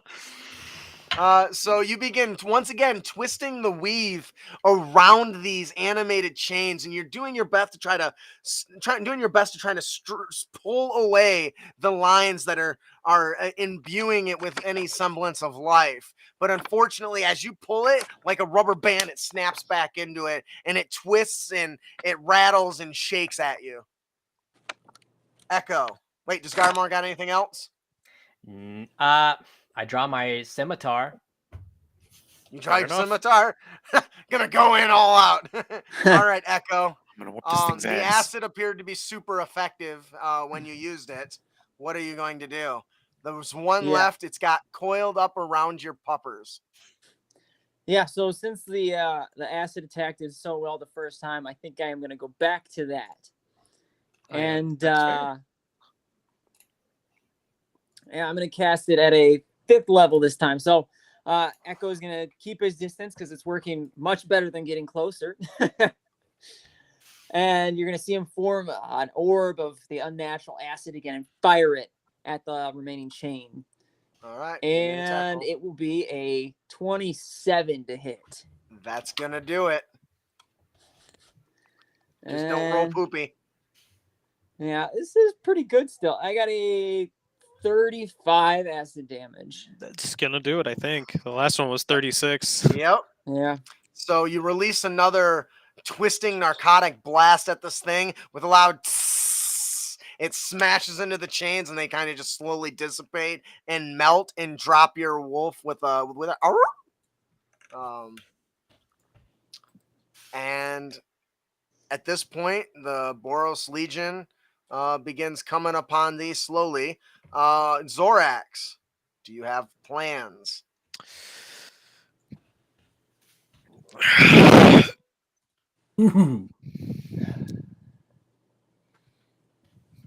Guess what are you guys gonna do? The battle is won. Are we out of combat? Yeah, sure. Okay. I'm gonna rush over to where Merle's at then. Okay. You kind of gather around them. I guess we don't really need the battle screen right now, so I'm gonna drop that. So you're able to quickly move over to Merle, and you guys look down and you just see his twisted, broken form as he was slammed into concrete. His hat, and you don't know where that's at. One of his little goggles is busted. But his cigar is still in his mouth, albeit twisted and bent. Still hot. A little bit of sizzle still in it. What do you guys do? I look around. I'm kind of desperate to try and help, and I I let the others know, I have this fount of magic. I have this extra magic that I can try to wield with one of you if we think it's possible that we can bring him back. We have maybe less than a minute for me to try and resuscitate him, but I have no energy left to do it. I have no access to such spells.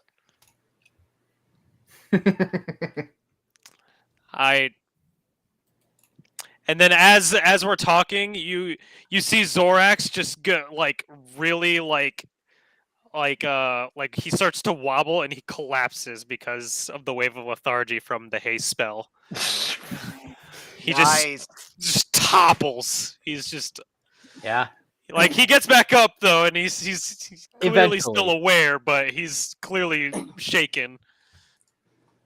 Jeez, Echo wipes some of the blood from his face from getting smashed around and asks Zorax if he's okay.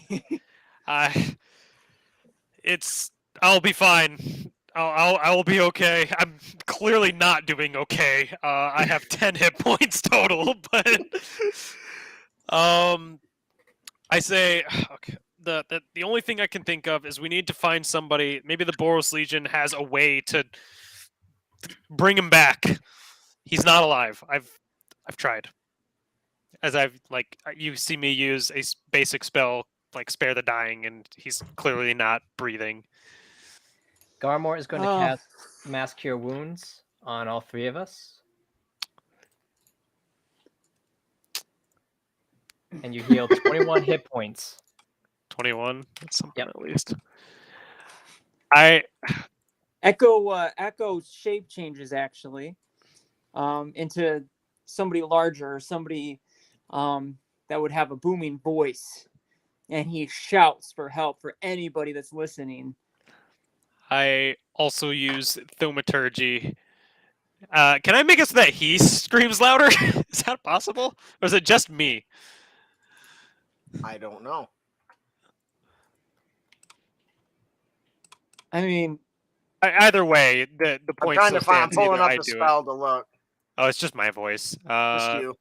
Yeah, so I'll scream with him. okay. All right. So you guys Or are any form of help. You guys are screaming and bellowing, and several of the Boros legions are kind of making their way. They're exhausted. Their armor is torn, damaged, broken, coated in blood, bent, twisted. There's people with missing digits and arms and legs. And a healer walks up, a person with a big crooked staff. She's extremely exhausted, dark hair. She has this kind of ageless face about her. She's breathing heavily. She says, "Oh, it is totally. It has been terrible today. Is he breathing?" No, he's not breathing. No. I can save him. I just need something. Just strength, power, magic, whatever you have, anything. I don't. I've been healing for hours. I don't know. Let me see if I can help.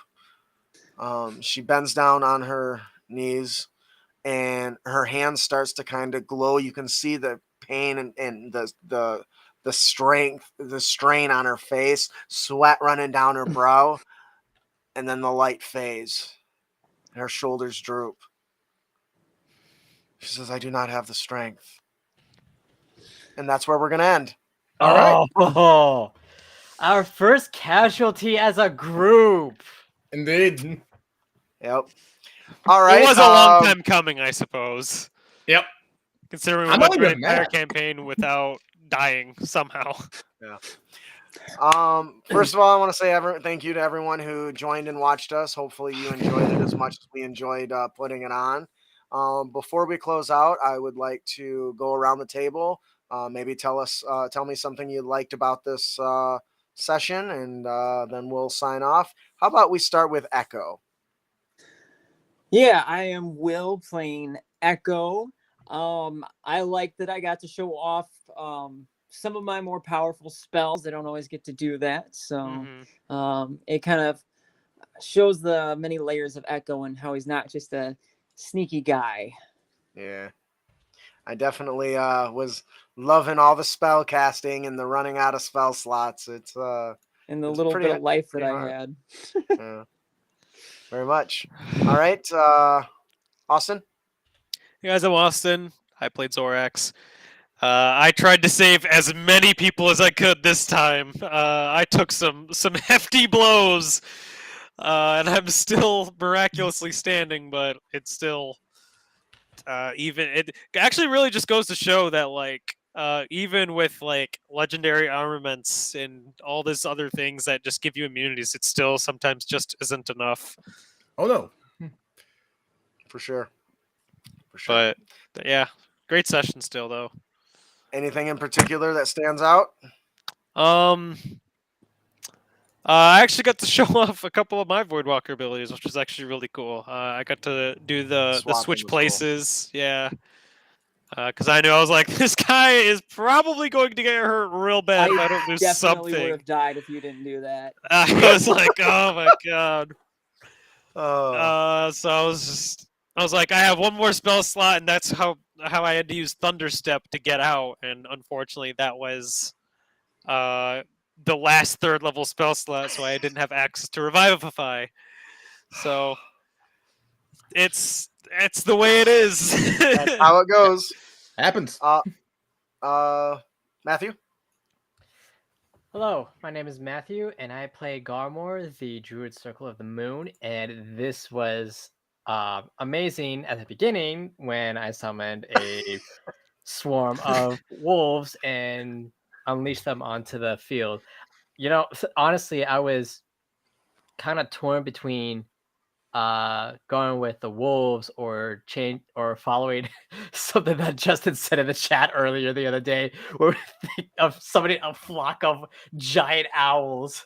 Been Mainly awesome. because they have this hit and run ability where they can't provoke attacks of opportunity, Right. which would have been interesting because Yeah, they could just they can fly dive by in and and dive attack. out. Yep. Definitely a really cool way to do it. I think it turned out really well. I'm glad that you let me group them in bundles. Yeah. Because that would have been they were like 24, and like I can't Yeah. do that. That's Yeah. gonna kill me. All right, last but certainly not least. Well, And- am now. Yeah. Yep, I'm Ian. I'm playing the now very dead Merle Bronson.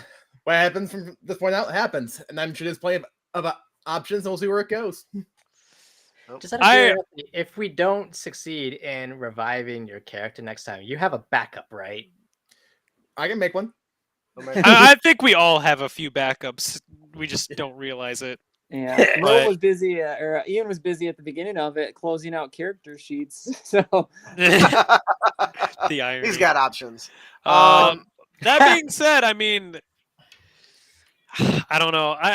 We're in Ravnica, so like, I'm sure there's something, but you know, that's what are we willing to pay to bring back a player that we couldn't save? You know what I mean? So Yeah, and that's the next thing. currency. Well, not just currency. What are we willing to wager in order to bring somebody back? Because I'm sure there's a League of Angels that would love to have us in their debt, but that's if we're willing to work with a League of Angels. Well, I think you guys are forgetting one important aspect. Who's the one building the teleportation unit to get you home? yeah, we thought of that. I think That makes him a little bit more of a priority in some cases. So, yeah, you should just let anyways, me die, huh? unfortunately, sometimes that's the way the dice roll. This was certainly a very hard.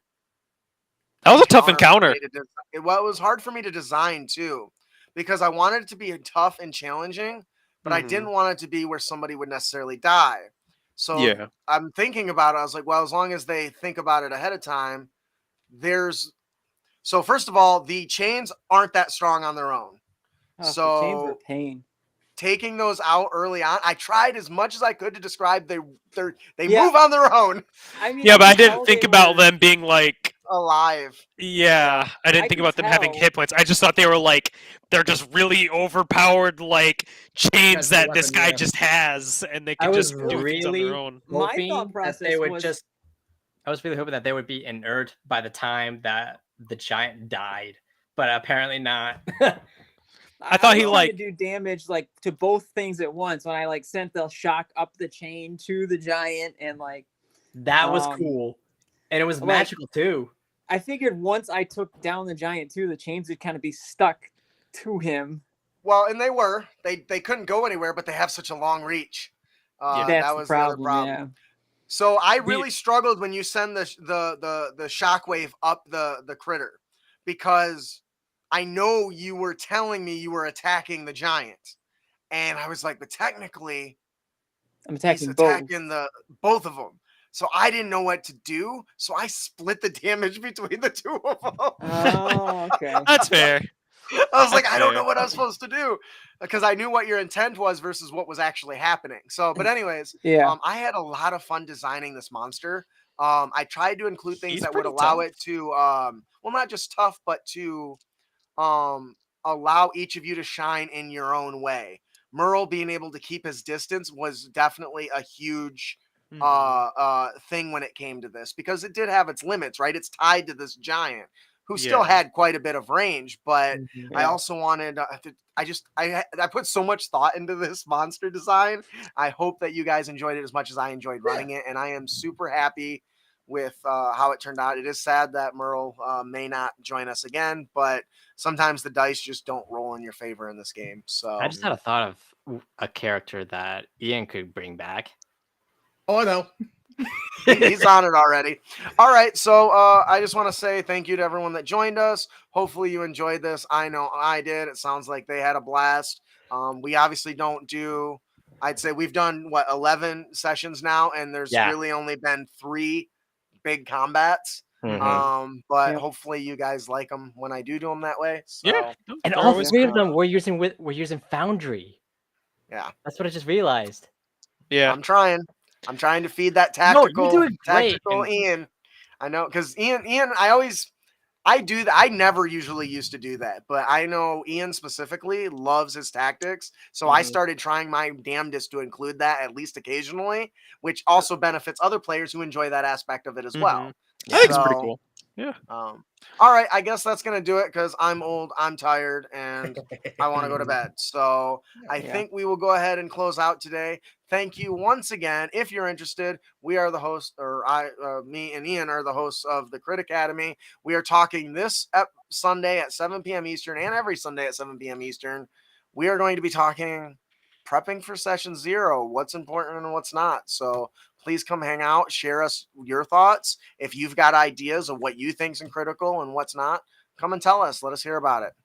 All right, let's do it. Keep your blade sharp and spells prepared, heroes. We'll see you guys later. Be around.